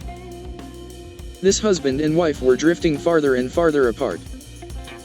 The solution to their problem was becoming more and more remote, what with this setting up of involved artificial barriers, this almost fantastical beclouding of the issue. Dr. Tytheridge tells me that he believes the young man's reason would have been permanently dethroned had he, Dr. Tytheridge, tweeted or chirped like a bird on the occasion of the husband's first visit to him. 14 experiments of this sort, calculated to determine the possible effects of tweeting or chirping, in the case of a bird's fixation, fall, of course, outside the province of the psychoanalyst, and not only is the legality of their practice questionable, but the value of the results obtained is highly doubtful. When the wife beheld her husband standing there with the blankets, she demanded, again, "What are you doing with those blankets?" "I get cold," he mumbled, and he proceeded to put the blankets on the shelf of a closet which already held several extra pair. He was, furthermore, decidedly warm, and kept patting his brow with a handkerchief. "Let's go out and take a walk," suggested his wife, apprehensively. To this her husband very readily agreed. They were getting afraid to stay in the same room with each other, than which there is no other condition in the world more certain to break up a marriage. Out in the street, among people, they both felt safer, and they wandered to a bench in a fairly crowded park, and sat down. Where did you get the idea that birds have anything to do with us? Demanded the bridegroom. My mumsy, she said. 15 young women who allude to their mothers as mumsy almost invariably present difficult problems in adjustment. The word is a sentimentalization of the more common mama and indicates a greater dependence upon maternal direction and supervision than may be expected in the case of young women who use the more familiar term. Well, he said, she deceived you. About what? About what you're talking about. Sex, she asked. That isn't sex, honey, he told her. Birds and flowers are simply. They do not. That is, we could live all our life without them. I couldn't, she said, and, after a pause, I always feared you didn't want children. I do want children. I want you. You want me. Everything is going to be all right. How is it? She demanded. In the first place, he began, pulling at his collar, it's this way. Now here's the way it is. Now you take me. Or take you, say. In the first place the girl, that is woman. Why, woman? He lapsed into a profound silence. 16 explanations of natural phenomena in terms of the collective noun, particularly where the noun becomes capitalized in the mind of the person striving to explain, are almost never successful. Well, go on, she prompted. Well, he said, you know how women are, don't you? Yes, she said, doubtfully. That's fine, he said, brightening, now women are that way, then. What way? She asked. Why, the way you are. From me. Then I mean. He made a vague gesture. I don't see what you mean, she said. Her husband gave a light laugh. Hell's bells, it's simple enough, he cried, suddenly, giving the light laugh again, it's certainly simple enough. Now, here. We'll take Adam and Eve. There they were, all alone, see. There were 2 bluebirds, said his wife. Not till after the flood, there weren't, he corrected her. Well, he found out that there were certain essential differences, what you might call on purpose. I mean, there must have been some reason. You can count on it that things like that just don't happen. Well, then, he simply figured out the reason. For what? For all this discrepancy. Obviously it just didn't happen. It couldn't just have happened. It had to make some sense, nature is like that. So he finally what he did was tell her, see? I mean, he asked her. Asked her what? He simply asked her, said her husband in calm, almost cold tones he simply asked her why she thought this was. Is there anything wrong in that? And so gradually they understood why it was. It's as simple as that. He looked at her triumphantly. What are you talking about? She demanded. Listen, he said at last, firmly. Both of us speak a little French, and we might try it that way. I think I could explain better in French. Why, even little children, tiny girls, sing auprès de ma blonde in France, and think nothing of it. It's just a nice, wholesome idea auprès de ma blonde, and it sounds like poetry, but take it in English and what do you get? Quite close to my blonde, answered his wife. Tu il fait bon dormir, her husband hurried on. How good it is to sleep, she translated. Fine. Now you're talking. Go on, she said, you're talking. Well, all right, but first I wanted you to see that there is no reason to get embarrassed, because everything is lovely in French. So don't mind my frankness. I don't, said the bride. All right, he began again, alors, now, ilya quelque chose que vous avez que j'enai pas, nstce pas. Oui, she said. Bon, he said. Alors, si c'est naturel ou si c'est bien naturel. Par exemple, put in his wife, a little illogically. Dites, he said, and after a great pause, dites don dites vous. You should really use tu and toi and not vous, said his wife, it's more intimate. All right, he responded. Now, tu as quelque chose, tu as. toy. Comment, she demanded. I just don't know enough words, said the bridegroom, wretchedly. The bride put her hand on his arm. Let's try the and thou in English, she suggested. Dr. Karl Zahner. That's not a bad idea, he said. Well, all right. Now thee has. Hath, she corrected. Thee hath certain differences, she supplied. But isn't it, thou hath or is it, thee hath? To hell with it, cried her husband. In all thy life hast never been around, for Pete's sake. Certainly, and thou and you have no right to talk to me like that. I'm sorry, said the young man. I'm sorry. He rose to his feet. Ye gods. To think this had to happen to me. Well. Listen. I tell you what, I'll write it out for you. How about that? And if you don't like the idea, why, all right, I suppose. It was the next day that the young husband, who had sat up all night in the hotel lobby, thinking and writing, visited Dr. Tytheridge. I am happy to report that, as not infrequently happens in such cases, a solution was finally arrived at. However, in a great number of cases the difficulty is never overcome. The home becomes a curious sort of hybrid, with overtones of the botanical garden and the aviary. The husband grows morose and snappish, the wife cross and pettish. Very often she takes up lacrosse and he goes in for raising rabbits. If allowed to go on, the situation can become so involved and intricate that not all the analysts from the time of Joan of Arc down could unravel it. The problem is by no means any simpler where the wife is cognizant of things as they are and the husband is ignorant. I know of one young man who every night tenderly placed, with much strange clucking, a basket near the hearth into which he had some expectation that a baby would be deposited by a stork. Plate I. Another young husband constructed at considerable expense a water lily pond in his backyard and fondly rowed about in it. Twilight after twilight, searching for infants, laying his finger to his lip, making tchk, tchk noises at his wife, who watched him in profound amazement. One young man every night tenderly placed, with much strange clucking, a basket near the hearth into which he had some expectation that a baby would be deposited by a stork. In both these cases the wives were fine women of strong character, with a background of sturdy pioneer stock, and they soon put a stop to such charades, once they divined the curiously entangled wish motives behind them. It may be said, indeed, that young wives are more candid and direct in their explanations of natural phenomena than young husbands, when they have to be.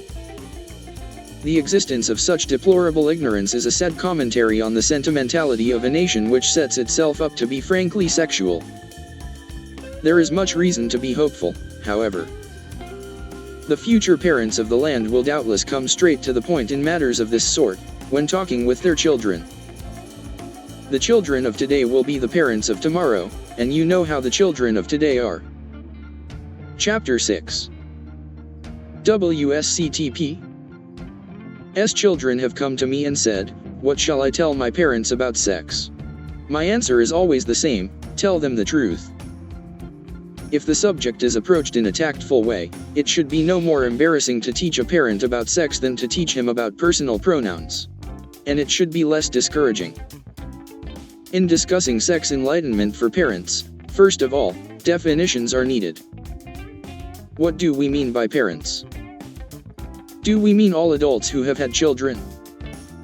Do we mean adults who have had children, they knew not why? Or do we mean married people who have given birth to one or more offspring but have never gone into the matter very thoroughly? For the purposes of this article, it will be assumed that by parents we mean all adult persons permeated with a strong sense of indecency. I have talked with hundreds of children about the problem of educating their parents along sex lines.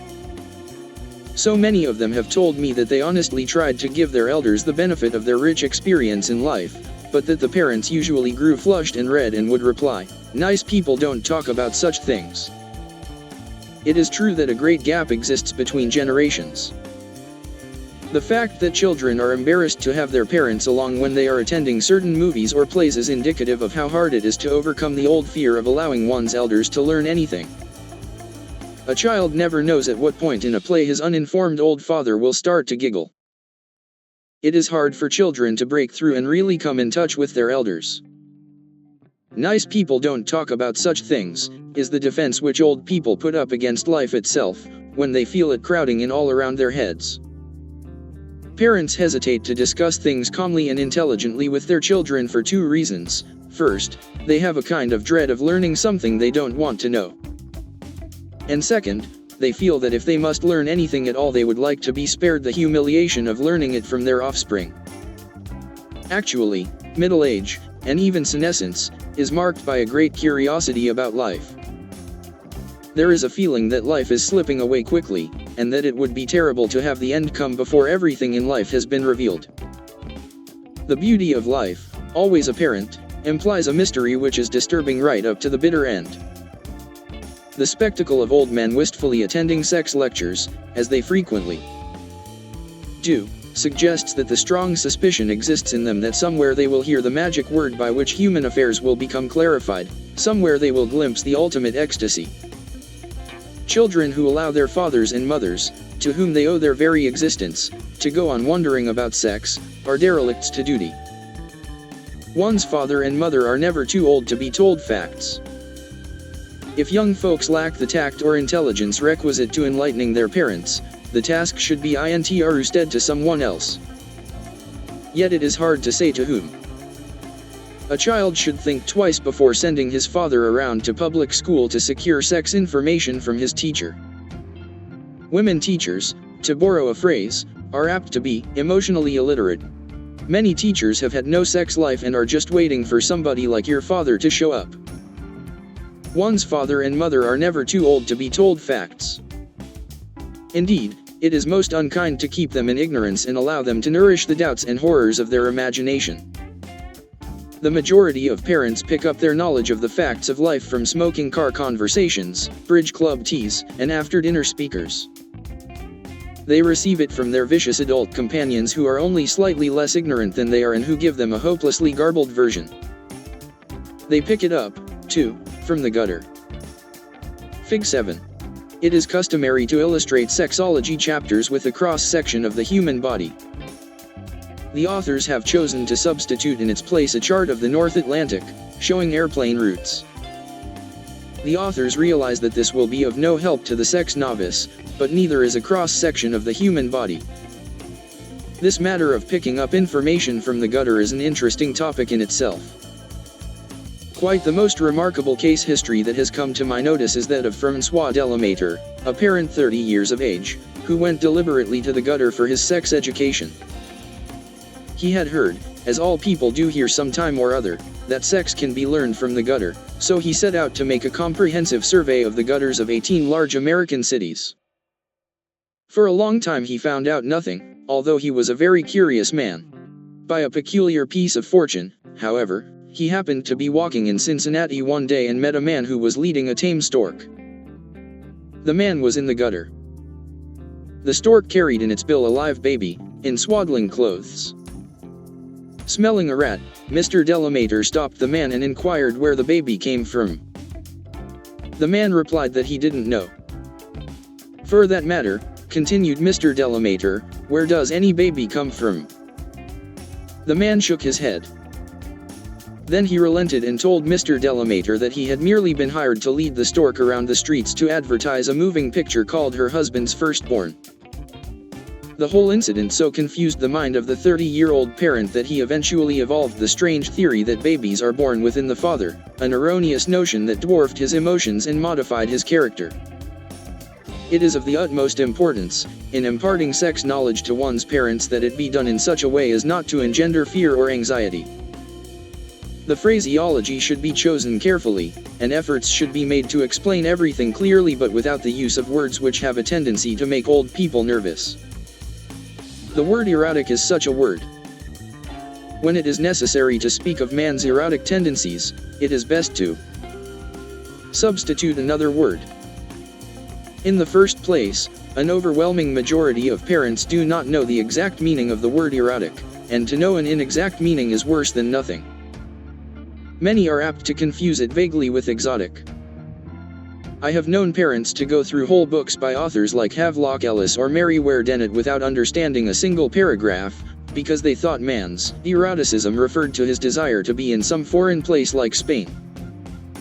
Those parents that actually do detect the difference between the sound of the two words will immediately become nervous, inattentive, and dispirited.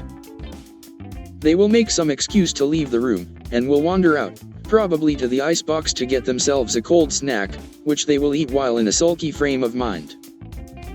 Later they will look up the word in the dictionary, but will forget it by the time they hear it again in conversation or read it in print. Furthermore, all their taste for sex will be gone. Just what to tell parents is, of course, a vital question, not to be answered dogmatically. Before a child can conscientiously approach such subjects as pedestalism, the recessive knee, begoniaism, frigidity in men, birth control, sublimation, and the swastika fixation, he must clear the boards. The simple phases of sex should be imparted in a direct manner. It is best to explain things in a matter-of-fact way, rather than resort to such cloudy analogies as birds and flowers. Strange to say, the habits of birds and flowers have done as little to clarify the human scene as almost any other two manifestations in nature. Further, there is always the danger, in setting up plant or animal life as an example, that one's parents will place a literal interpretation on things. I am thinking particularly of the case which all sociological students know about of Nina Sembrich, the 15-year-old high school girl who attempted to impart knowledge to her father by telling him about bees. Nina's mother was dead, or she would have told her to. She traced, in rather minute detail, the renaissance of earth in spring, the blossoming of the trees, the activity of the bees and their function in distributing the pollen, the fertilization of the seed and its growth during the warm languorous summer days, finally the fruition and harvest. Strange to say, the habits of birds and flowers have done as little to clarify the human scene as almost any other two manifestations in nature.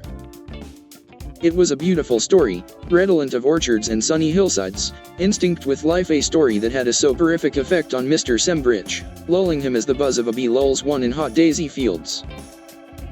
The upshot of it was that he gathered a rather strange impression from the narrative and somehow got the idea that to have babies you had to keep bees. He bought several hives, installing them in the little sitting room on the second floor, where Mrs. Sembrich had kept her sewing machine when she was alive. The acquisition of the apiary further complicated matters for Mr. Sembrich by reason of the fact that bees themselves enjoy a rather extraordinary sexual scheme. Theirs is a complex society, infinitely more diverting and harder to understand than our own. Observed by a slightly nervous person who is trying to profit by a simple analogy as Mr. Sembrich was, bees are capable of causing the utmost confusion. If you will recall what you know about bees, you will readily understand what I mean. In a colony of bees, certain individuals have no sex whatsoever. These are the workers. The male bees are drones. The queen, or mother, bee develops her sexual character only after being arbitrarily chosen for the purpose, walled up, and fattened on special food. Mr. Sembrich marveled at these things. Basing his hopes entirely on what he had seen, he made his first overt act, which was to give up his business. He was a merchant tailor, on the assumption that to be endowed with masculine characteristics one had to be a drone. In this, of course, he was justified to some degree, for it is quite true that very busy men rarely are fully equipped for a complete or happy sex life. Businessmen commonly find a vicarious gratification for their erotic nature in card index systems. Often, their satiable appetite for life is dissipated in the process of dictating a single sales letter. Only men who devote virtually their entire attention to love ever glimpse its full glory or experience its bewildering intensity. And they make so little money they might just as well not. Mr. Sembrich, therefore, was not without justification in becoming a drone, since life was what he wanted to find out about. But it was when he undertook to fatten up a lady of his acquaintance into a mother that he ran into difficulties. He locked her in the kitchen and plied her with rich desserts. He even urged honey on her, a rather literal expedient even for a man in his mental condition.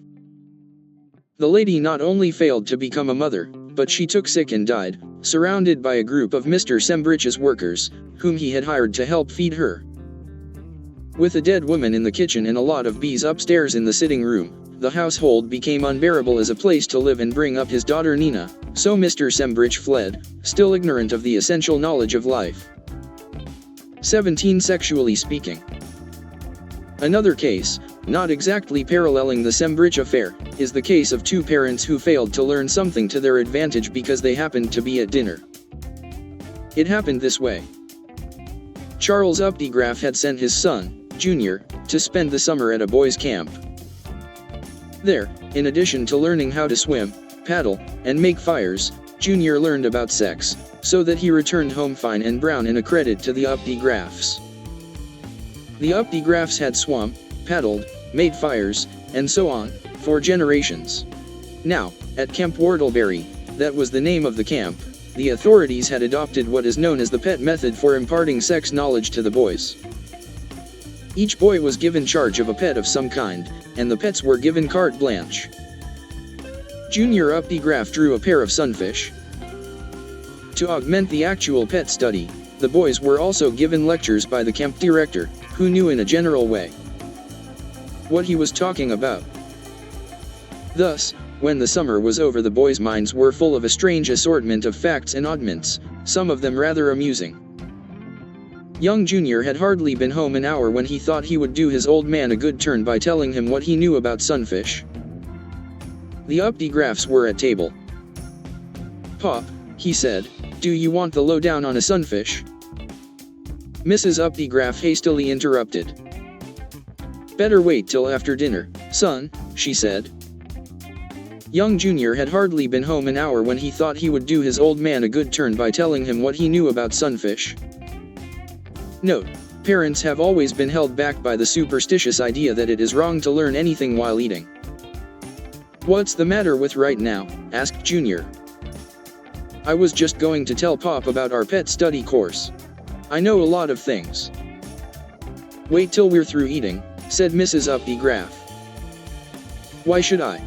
A mouse is an embryo 20 days, a lopsided apple is that way because it's been fertilized only on one side, male animals grow bright colored in the mating season, and so it goes. Sunfish?" "Junior," said Mrs. Updegraff, sharply. "Not till after dinner. Sunfish can wait." "No they can't," cried Junior, warming up to his subject. "The father sunfish makes the nest, then." "We don't want to hear about it," snapped Junior's mother. "Tell us about your canoe trips." "I never went on no canoe trips." "Why not?" "Always was watching the sunfish." The matter was dropped and the meal continued in silence. After dinner, Mr. Updegraff, secretly very much interested, hung around in the hope that his son would again open up the subject of sunfish. The boy never did. He was only a child and children are easily discouraged. I suspect that the church is responsible, in large measure, for the ideas of life now held by adults. Sex is still sin to the evangelical clergy. A kiss is thinkable only when sanctified by the church. A child who permits his parents to continue in the belief that the elevation of the soul depends on the renunciation of the flesh, is hardly doing his duty by them. Sometimes it may be advisable to quote to your parents from standard works on the subject of sex. Great care must be taken, though, to avoid abruptness, as far as possible. Thus there is some doubt in my mind whether a child ought to approach its mother on a hot afternoon when she is tired and bedraggled, and say to her, "Ma, under favorable conditions a husband and wife should remain sexually attractive to each other during the whole period of their sexual potency." That's no way for a child to talk. Some children have told me that instead of quoting from books they have tried leaving the books lying around, opened at pertinent pages. Even this failed to work in most cases. The mothers usually just picked up the book, dusted it, closed it, and fitted it neatly in some nearby shelf. They thought it was dusty. Chapter 7.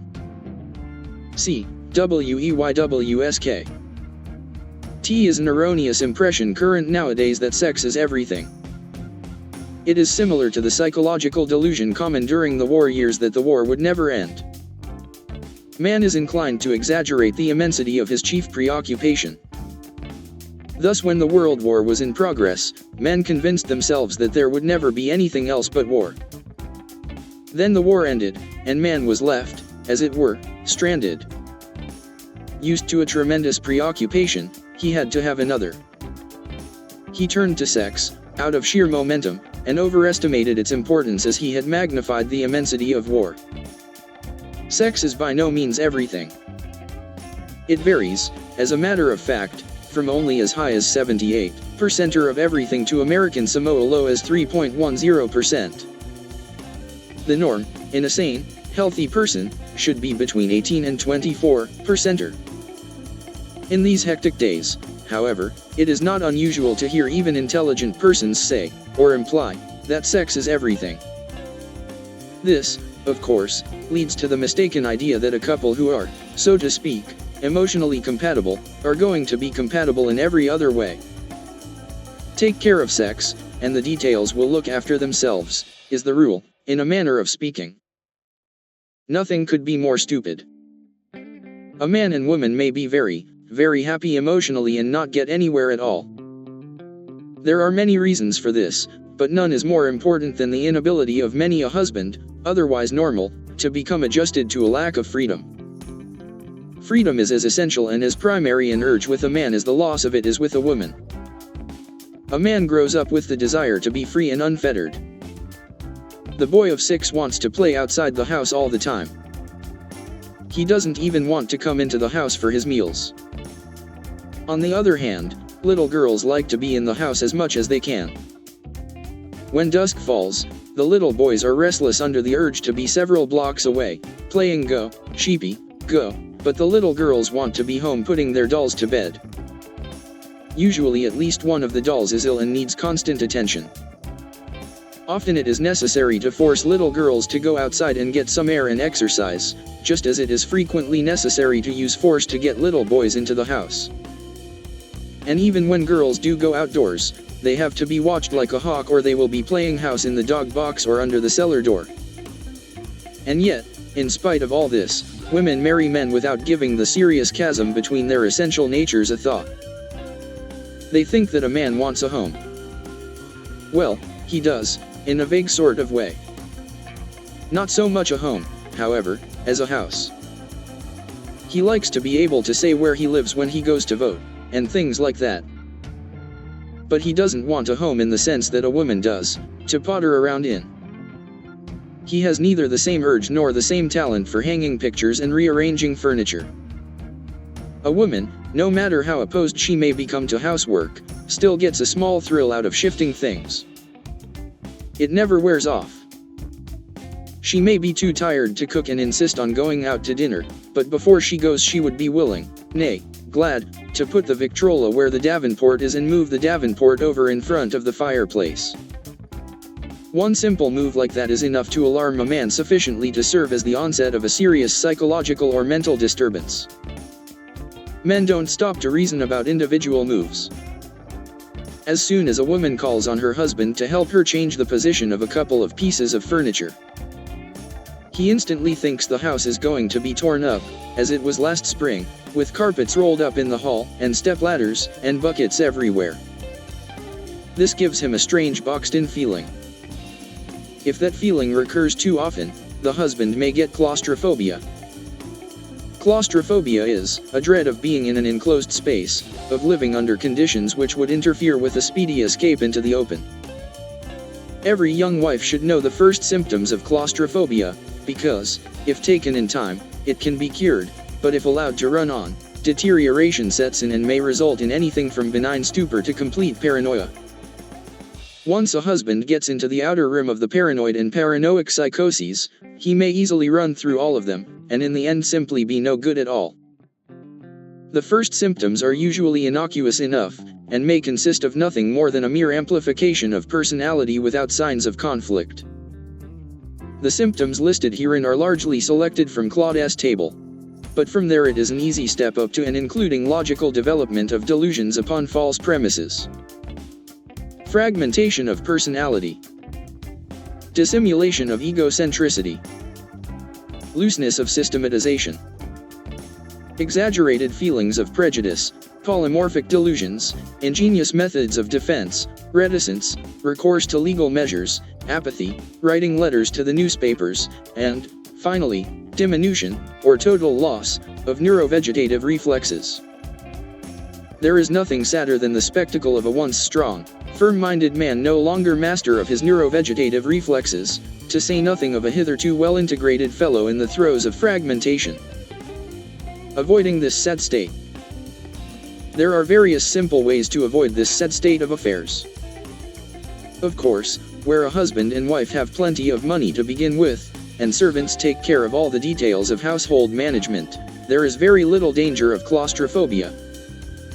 There is always danger, even with money and servants, of dual personality, melancholia, and automatic writing, but not of claustrophobia.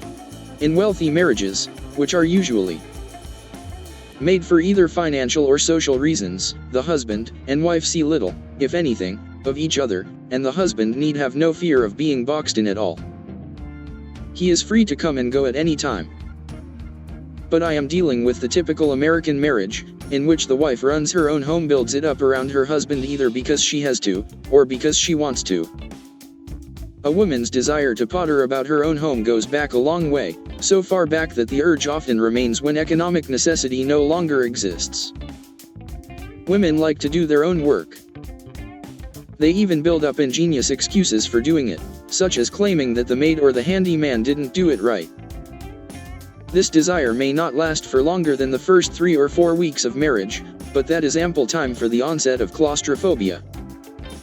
During that period, a wife will concentrate on buying kitchenware, painting chairs, selecting silver patterns, building bookshelves, etc., to the complete exclusion of everything else in life. The young husband, hearing all this tinkling and rattling and shoving going on around him, smelling paint, listening to hammering, etc., will begin at once to have a fear of being trapped or caught. He will strive to get out of the house, and his wife should allow him to go. What she almost invariably does, however, is to stop him and ask him to hold a piece of chintz or toile de Jouy up over the mantel so that she can see whether she likes it there. She won't like it there, and he then has to hold it, first high, then low, then in between, over a table in another part of the room. When this point is settled, he will likely be asked to hang a few pictures. Now a curious thing happens to many sensitive husbands when they are hanging pictures or holding things against walls. They get the impression that the walls are being made thicker, for the purpose of making it harder for them to get out, interfering with a speedy escape into the open. This is usually the beginning of the most dangerous of all hallucinations in claustrophobia cases, the persecution complex. The husband feels that he is not only being boxed in, but persecuted. If deterioration is allowed to set in, the delusion of persecution may attain astounding proportions, such as that the Masons or the piano makers are against him, or that former Vice President Charles G. Dawes is trying to get him. A case history will show how this happens. He will strive to get out of the house, and his wife should allow him to go. Case number 22. Personal history. Normal birth and development. Born June 14, 1894. Had the usual childhood diseases with no sequelae. No serious accidents or operations. Patient began school at the age of 6, got along very well, graduating from high school at 18. Graduated from college at 22, and became an architect. He always held good positions with good salaries. Considered capable and efficient. Habits normal. Everything normal. Case married when he was 29. General makeup.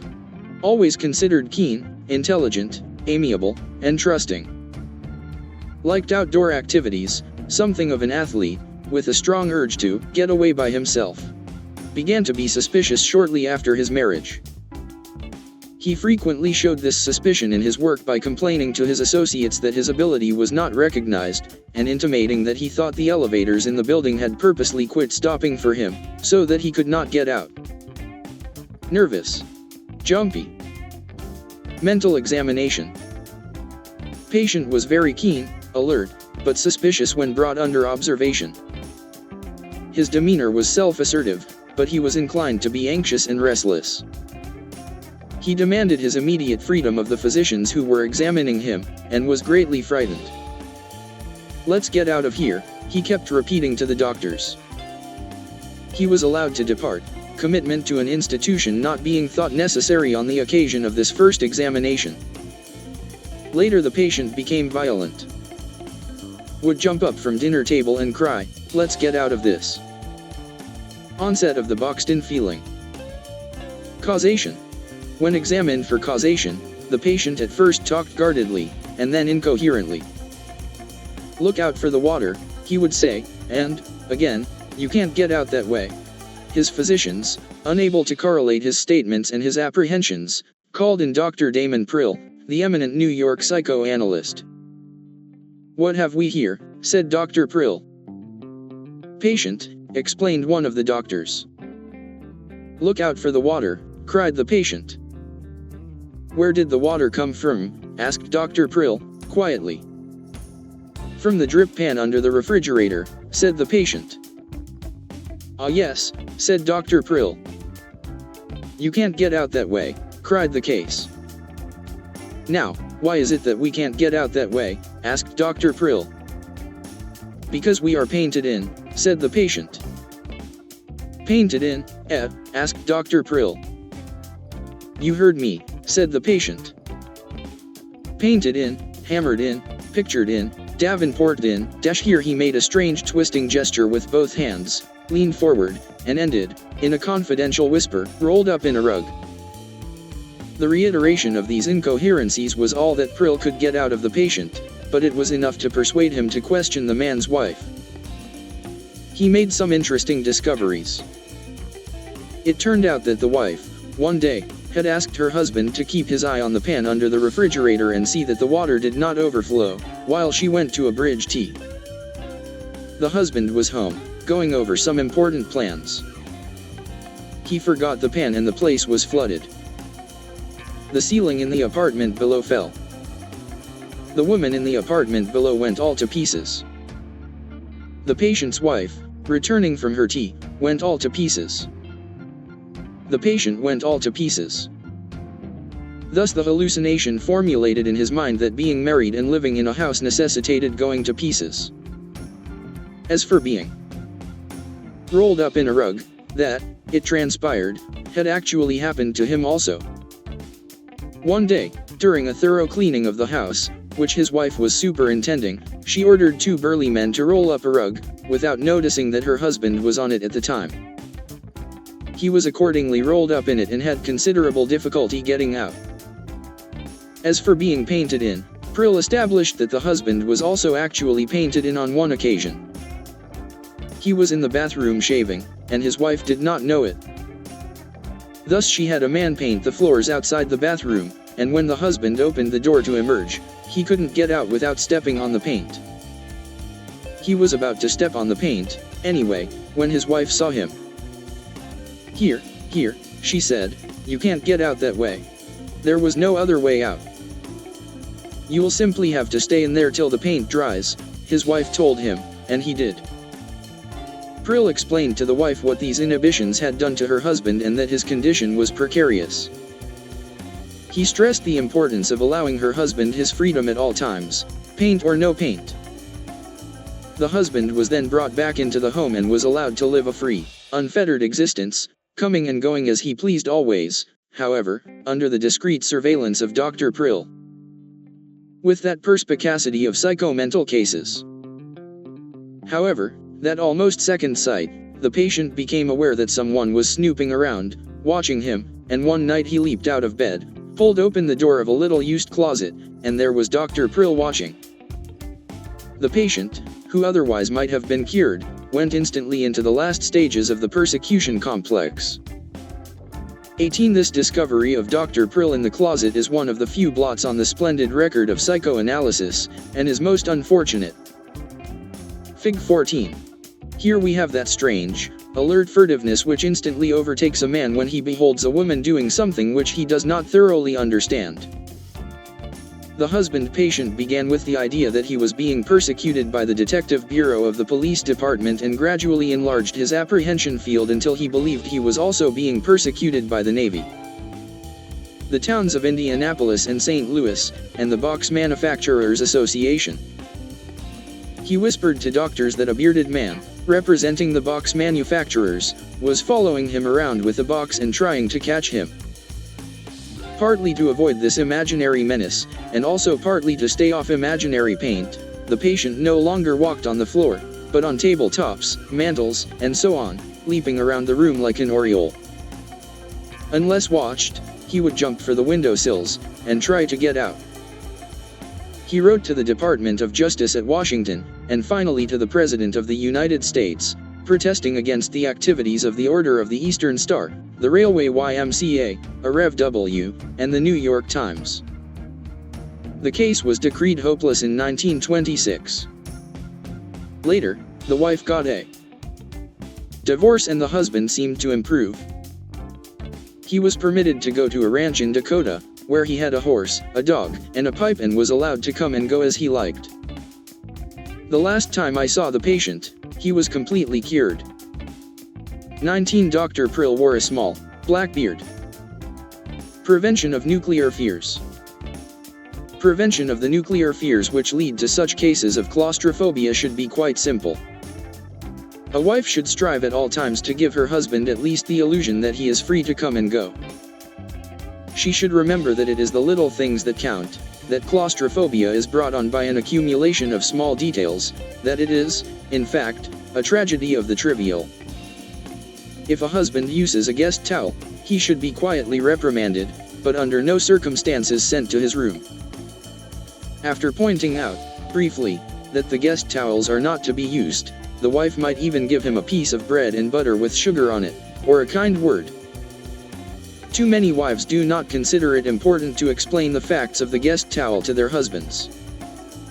A wife expects her husband to pick up his knowledge in the gutter or from other husbands, who know as little about the actual truth as he does himself. If a husband uses a guest towel, he should be gently reproved and then told where guest towels come from, in clear, simple language. The wife should lead him to the drawer where she keeps the guest towels and show him wherein they differ from ordinary towels, the kind he may use. The average guest towel can be identified by curious markings, either elaborate initials or picturesque designs in one corner or running all the way around the border.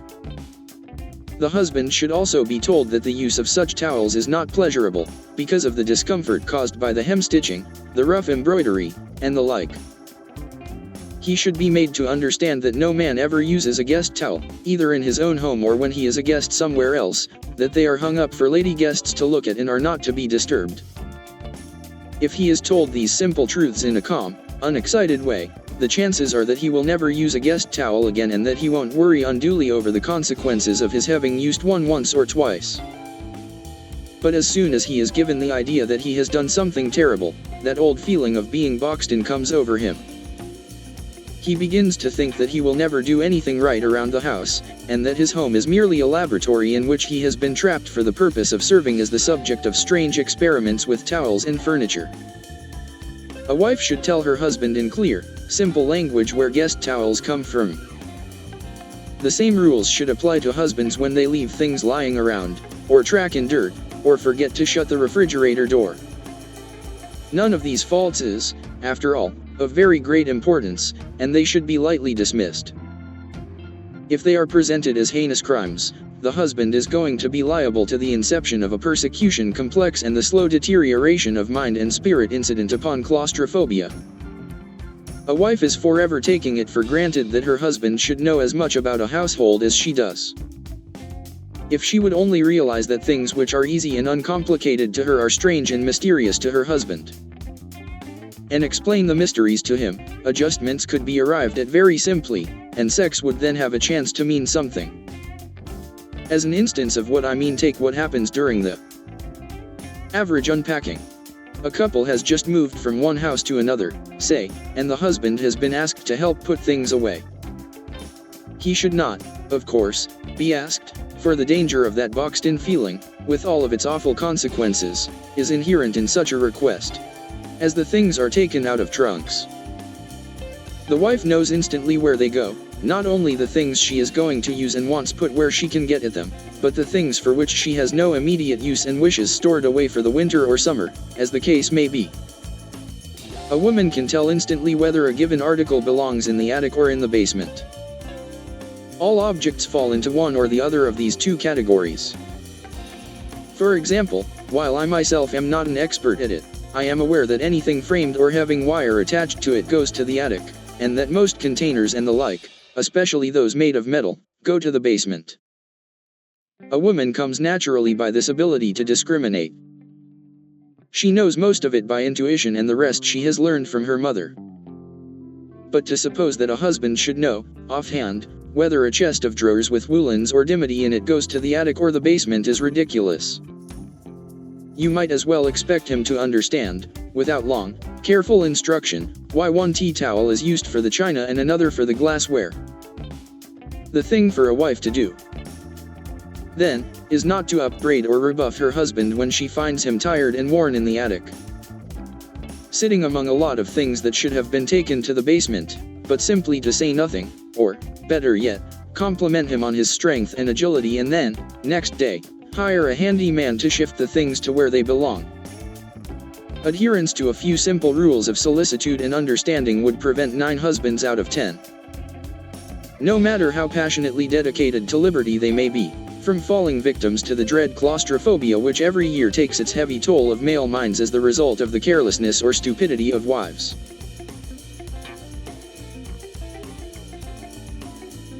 Chapter 8. FM.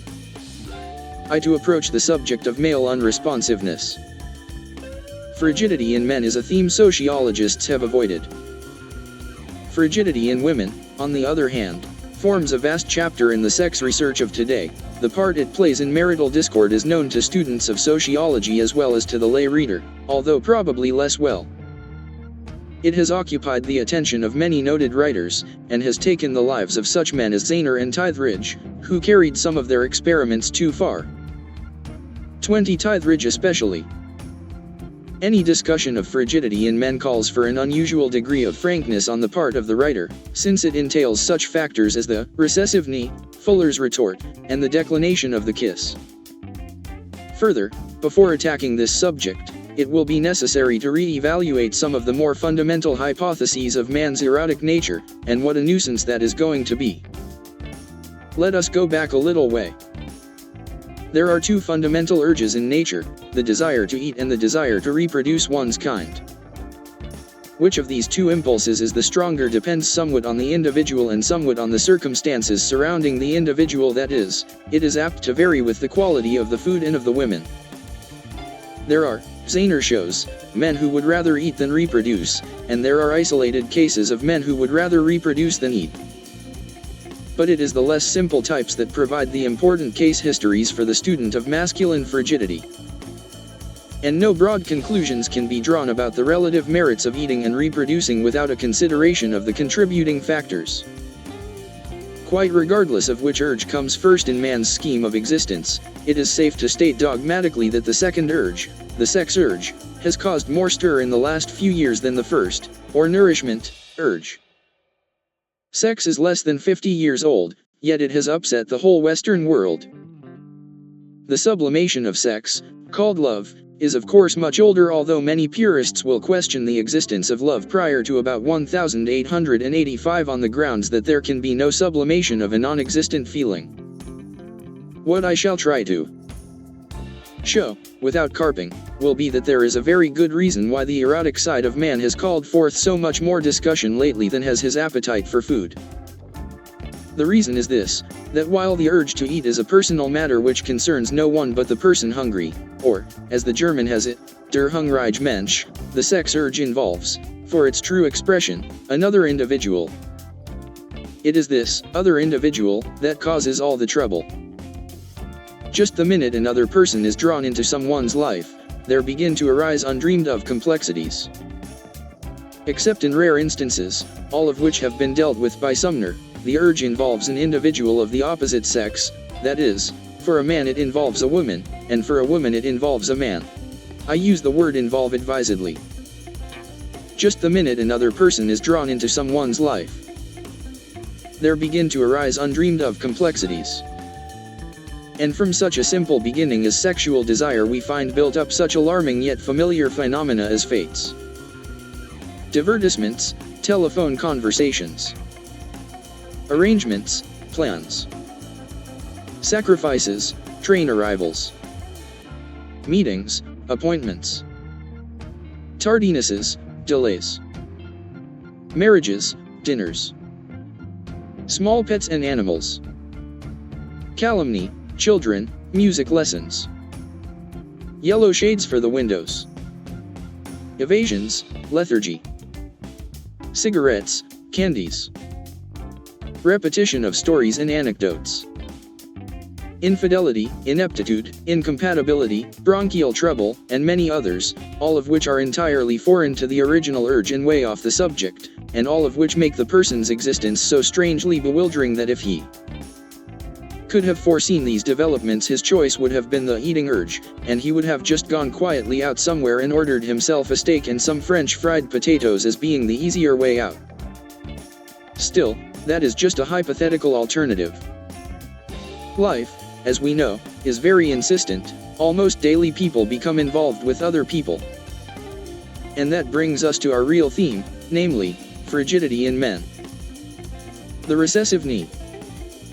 The first symptom of frigidity in men is what I call the recessive knee. To the study of this phenomenon I have given some of my best years. My laboratory has been the laboratory of life itself. Probably I would never have discovered the recessive knee had I not noticed it, some 10 years ago, in myself. Questioning my colleagues, I found to my amazement that they too had had similar experiences which they were unable to account for, and this led me to continue my investigations. Since then I have gone into taxicabs, terminal lunchrooms, boat liveries, and all other places where it is possible or usual for a girl to let her knee rest lightly against that of her companion.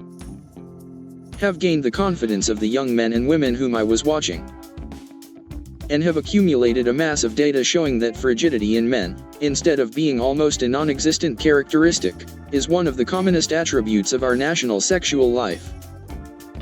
Inasmuch as the juxtaposing of the knee by the female, which causes the recessive, or pulled away, knee in the male, usually occurs fairly soon after dinner, my experiments and observations have had to be made largely in the evening.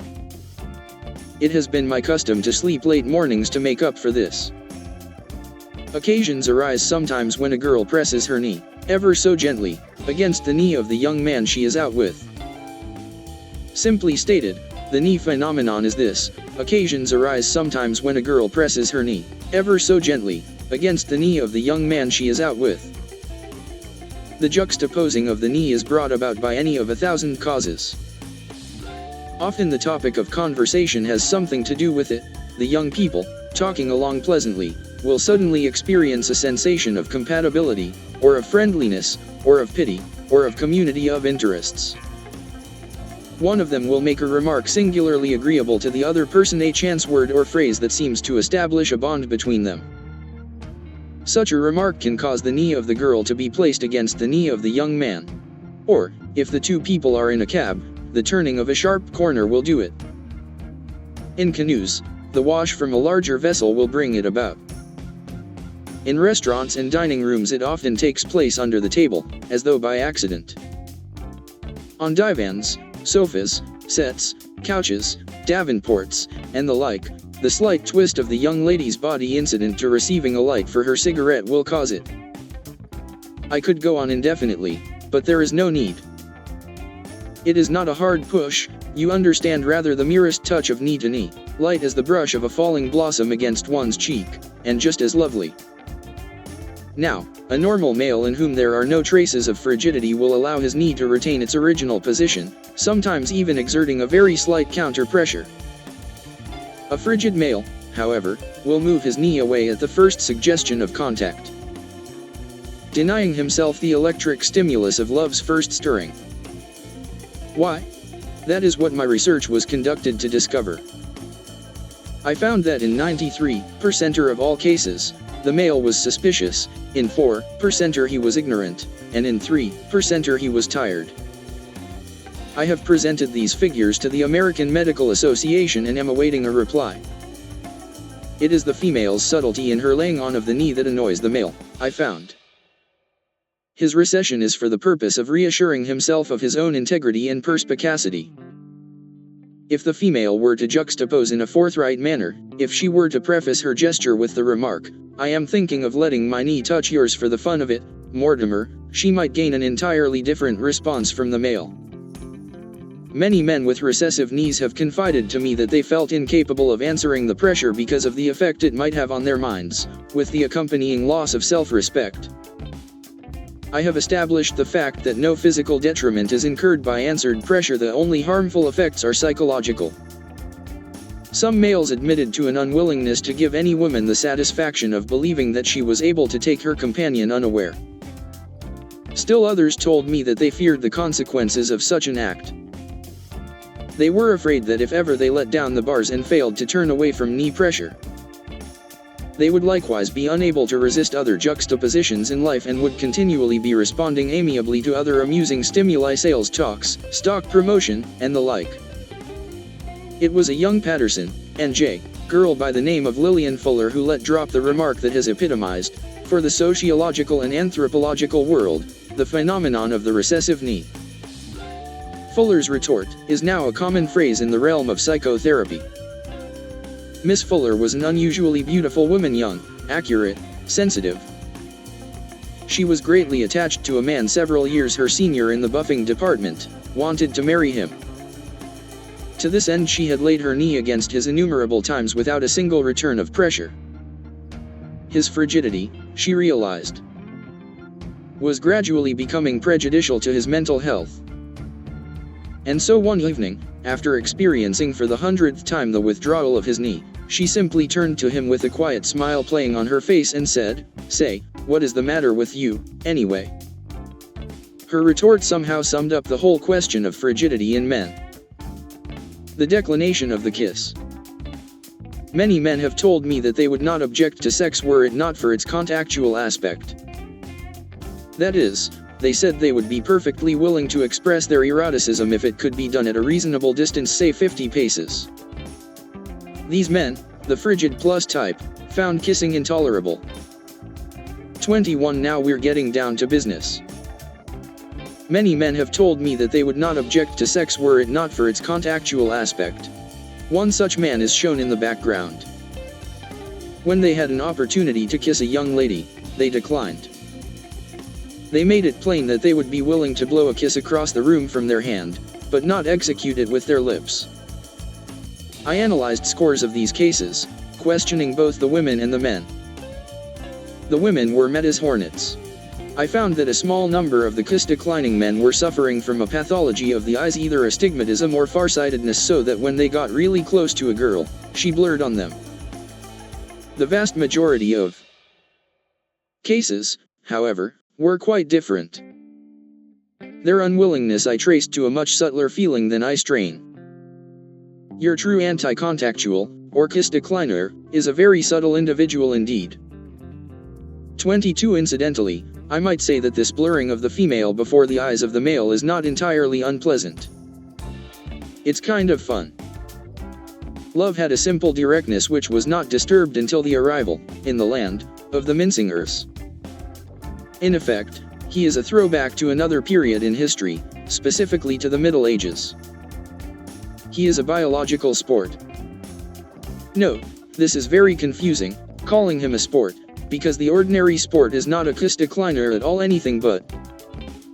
Please keep in mind, then, that when I use the term sport I want the strict biological interpretation put upon the word. I want it, and I intend to get it. If there are any of you who think you are going to find the use of the word sport in this connection so confusing as to make the rest of the chapter unintelligible, I wish you would drop out. get something else to read, or, better yet, get some exercise. No one can quite comprehend the motives and the successes of a kiss decliner who does not recall his counterpart in medieval history. In the Middle Ages, when men were lusty and full of red meat, their women expected as much. A baronial fellow, finishing his meal, made no ado about kissing a middle-aged woman. He just got up from the table and kissed her. Bango, and she was kissed. Love had a simple directness which was not disturbed until the arrival, in the land, of the mincingers. It got so no baronial hall of the Middle Ages was free from these mincingers. They kept getting in. They would bring their harps with them, and after dinner they would twang a couple of notes and then sing a frail, delicate song to the effect that women should be worshipped from afar, rather than possessed. To a baron who had just drunk a goblet of red wine, this new concept of womanhood was screamingly funny. While he was chuckling away to himself and cutting himself another side of beef, his wife, who had listened attentively to the song, would slip out into the alley behind the castle, and there the mincinger would join her. Medieval baron, amused at mincinger's concept of woman. "Sing that one again," she would say. "Which one?" "That one about worshipping me from a little distance. I want to hear that one again." The mincinger would oblige. Then he would illustrate the theme by not kissing the woman, but dancing off lightly down the hill, throwing his harp up into the air and catching it again as he went. What a nice young man, the baron's wife would think, as she slowly turned and went into bed. The kiss decliner of today is a modern mincinger. He is a sport in that he has varied suddenly from the normal type, which is still baronial. Of course, the amusing thing about his conduct is that oftentimes a woman assumes that she is being worshipped from afar, when as a matter of fact she is merely being ignored from afar. That is part of the trick of an anti-contactual person. He takes a perverse delight in allowing the woman whose kiss he has declined to think of him as more lyrical than other men. When he leaves her presence, she is apt to think of him as off somewhere by the bank of a stream, lying flat on his back, his shaggy head buried in the tall grasses, dreaming of something or other, probably of her, whereas, if she would take the trouble to go to the nearest Liggett's drug store, she would probably find him there, getting a sundae. By the mere gesture of declining a kiss, a man can still make quite a lot of ground, even in these depleted days.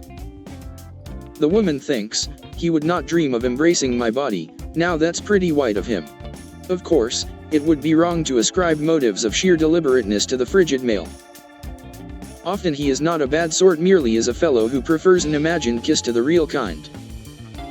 An imagined kiss is more easily controlled, more thoroughly enjoyed, and less cluttery than an actual kiss. To kiss and dream is wholly pleasant. First, the woman is the one of your selection, not just anyone who happens to be in your arms at the moment. Second, the deed is garnished with a little sprig of glamour which the mind, in exquisite taste, contributes. Third, the lips, imaginatively, are placed just so, the right hand is placed just so, the concurrent thoughts arrive, just so. Except for the fact that the whole episode is a little bit stuffy, it is a superior experience all round. When a kiss becomes actual, anything is likely to happen. The lips, failing of the mark, may strike lightly against the end of the lady's nose, causing the whole adventure to crack up. Or the right hand may come in contact with the hard, jagged part of the shoulder blade, or, worst of all, the man's thoughts may not clothe the moment with the proper splendor, he may be worrying about something. So you see, frigidity in men has many aspects, many angles. To me it is vastly more engrossing than frigidity in women, which is such a simple phenomenon you wonder anybody bothers about it at all. Answers to hard questions. Note: these questions have been selected from among the many thousand inquiries that were received by Dr. Carl Zahner during the past year. They come from people who are sexually inquisitive, people from every walk of life. The authors wish to thank Dr. Zahner for allowing them to have access to his sex files. It is with a sense of high adventure that we face the task of answering, to the best of our ability, these perplexing questions that deal so intimately with human lives. Ta. Q. My youngest boy, age 28, turned against love because in a book he was reading, where the writer meant to say, "A woman in love is sacred," there was a misprint and it came out, "A woman in love is scared." How would you go about this? We do not regard the case as typical. Presumably your boy is badly frightened himself, or he wouldn't be reading books, he would be out somewhere. The way to overcome this is to build up his general health. Q. Should a woman live with her husband if they are separated? Yes. There is nothing that brings two people so close together as separation. In situations of the sort, the woman's presence gradually becomes necessary on account of the condition of the man's shirts. On first being separated from his wife, the husband commonly will be found to neglect his dirty clothes, from spite, and from self-indulgence. Instead of gathering them into a pile and sending them to a laundry, he will put on yesterday's shirt in the morning, and stop in a gentleman's furnishing store to pick up a clean one on the way to the office. This procedure has a threefold allure for the man. First, it gets him to the office half an hour late. Second, it takes him into a furnishing store. And third, when he looks into his shirt drawer in the morning and finds no shirts, it assures him of the disorganized state of his life. To feel disorganized is to be perfectly happy. Things might go on this way indefinitely were it not for the economic side of the question. At $3 a shirt, which is a conservative figure for a man separated from his wife, the shirt bill runs into $18 a week, plus another $6 for underwear and socks. Furthermore, there is now a congested condition in the husband's office, caused by the accumulation of dirty shirts which he has tucked into bottom drawers and filing cabinets. This shows up in his work. On first being separated from his wife, the husband commonly will be found to neglect his dirty clothes, from spite, and from self-indulgence. Instead of gathering them into a pile and sending them to the laundry, he will put on yesterday's shirt in the morning, and stop in a gentleman's furnishing store to pick up a clean one on the way to the office. The impracticability of two people living apart becomes apparent, too, in the matter of the old 1916 Cadillac touring car which they own. On separating, the husband will generously give the car to his wife to use, but that doesn't alter the fact that he, and he alone, knows what you have to do when the car does that funny thing. Thus, the husband is apt any time during the day to pick up the phone and hear his wife's voice. "Dear, I'm on the Merrick Road between Bellport and Patchogue, and the car is doing that funny thing again." This means dropping whatever work he is doing, taking a cab to the Penn Station in a Long Island train to the scene of the breakdown. This also shows up in his work. It never could happen if husband and wife were living together, because in that case they would never be on cordial enough terms for him to let her use the car. There is another phase of separation that is perhaps more alarming than those we have mentioned, namely, the possible effect the news of it might have on the health of the wife's parents or the health of the husband's parents. I recall the case of a couple who over a period of years tried to live apart without telling the wife's mother, who had a frail heart and who liked to see young people together, not apart. Note: old ladies don't know why they like to see young people together. They can give no reason, yet just the thought of two young people separating excites them unduly, and, when their heart is unreliable, is apt to carry them off. So this young pair, out of consideration, although separated, sent community Christmas presents to the parents and wrote letters describing joint experiences. Until, after 2 years and 8 months of struggling along and scheming, they finally gave up the battle and decided it would be simpler to take an apartment together somewhere. Sheer fatigue united them. They are residing, to this day, in North Pelham, and the wife's mother is still alive and well. Getting better every day, doctors say. So our advice to any couple is just this: separate if you must, but by all means live together no matter how your friends and neighbors talk. Q. I have an aquarium and I got a snail for it because they told me it would keep the water clean, and the snail unexpectedly bore young, although it was in there all alone. I mean, there weren't any other snails in there, only fish. How could it have young? Very well. The snail in your aquarium is a mollusk. It is quite likely an hermaphrodite, even though it came from a reputable department store. For being hermaphroditic, nobody can blame a snail. We cannot tell you everything we know about the gastropods because we know, possibly, more than is good for us. In the absence of specific information to the contrary, we would say that the snail in your aquarium had been going around a good deal with other snails before you got him, her. Some mollusks, not many, can have children merely by sitting around and thinking about it. Others can have children by living in a state of reciprocity with other hermaphrodites. Still others are like us, dioecious, possessed of only one sexual nature but thankful for small favors. The shellfish and the snails are a great group, though it is opposed with many people to consider them dull. Usually the people who find mollusks dull are dull themselves. We have met mollusks in many parts of the world, in gardens in France, on the rocks at low tide on Long Island Sound, in household aquaria, on the sidewalks of suburban towns in the early mornings, in restaurants, and in forests. Everywhere we found them to be sensitive creatures, imaginative and possessed of a lively sense of Earth's pleasant rhythm. Snails have a kind of nobility. Zoologists will tell you that they occupy, in the animal kingdom, a position of enviable isolation. They go their own way. We can understand your curiosity about sex in snails. Mollusks are infinitely varied in their loves, their hates, and their predilections. They have a way of carrying out ideas they get in their head. They are far from cold, as many people suppose them. Indeed, one of the most fascinating love stories we ever read was in the Cambridge Natural History, in which was described the tryst kept by a pair of snails on a garden wall. We have never forgotten the first sentence of that romantic and idyllic tale, nor have we forgotten the name of the snail, L. Maximus. The story started, L. Maximus has been observed at midnight to ascend a wall or some perpendicular surface. It then went on to relate how, after some moments spent greeting each other, crawling round and round, the snails let themselves down on a little ladder of their own devising, and there, suspended in the air 10 inches or so from the top of the wall, they found love. Often very fecund, mollusks are rarely too busy to give attention to their children after birth, or to prepare for their coming. There is, in Algeria, a kind of mollusk whose young return for shelter to the body of their mother, somewhat in the manner of little kangaroos.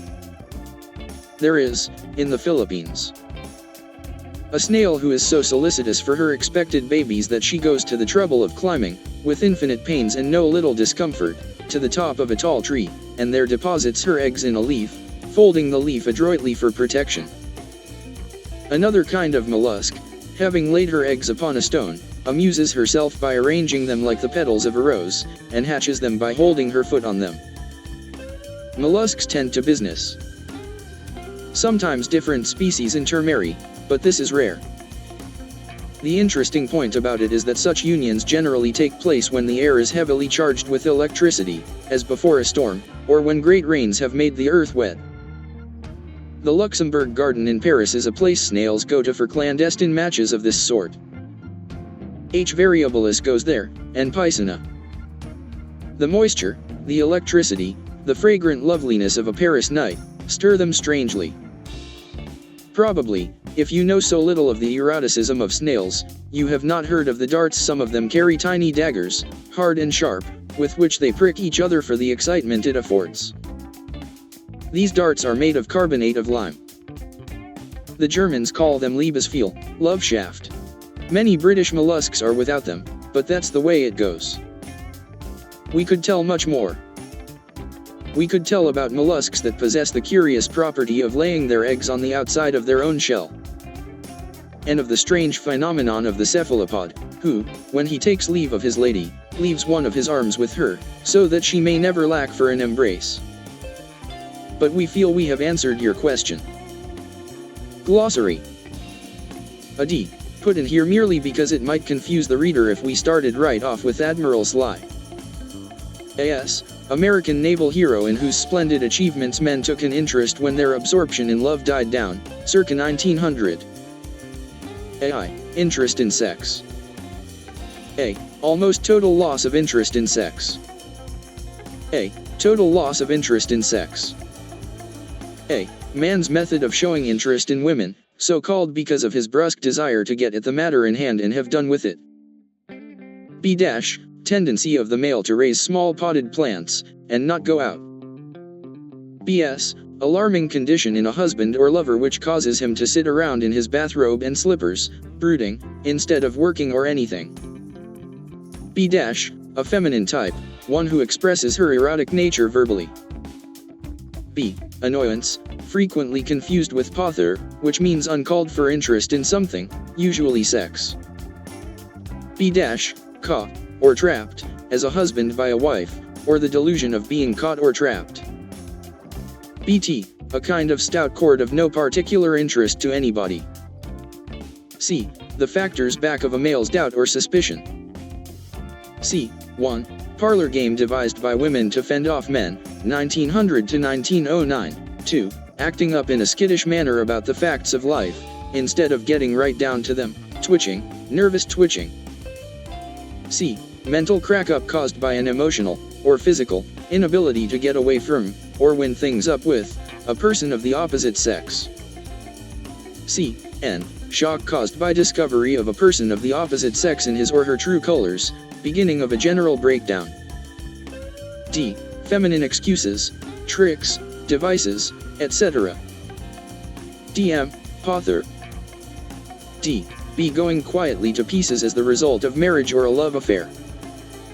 D. M. Going loudly to pieces under the same circumstances, fidgeting, bawling, berating, etc. DS. Trick employed by women to keep men's minds on ethereal, rather than physical, matters. E. National viewpoint of sex. E. Of or pertaining to sex, usually in a pretty far-fetched manner. E. Going too far, but not really meaning it. E. Of an alarming nature, particularly to parents. F. Too great dependence on one woman. FP. Inception of general decline on the part of the male. F. In men suspicion, ignorance, or fatigue, mostly suspicion. F dash, feminine trick or device. FR, a remark made by a Patterson, NJ, girl one night in Patterson, NJ. GS, a despondent Indianapolis real estate man. Pulling a George Smith, attempting to find something more important than, and just as interesting as, women. JM, actress. L, pleasure principle. LS, the going to pieces of a husband. L, the pleasant confusion which we know exists.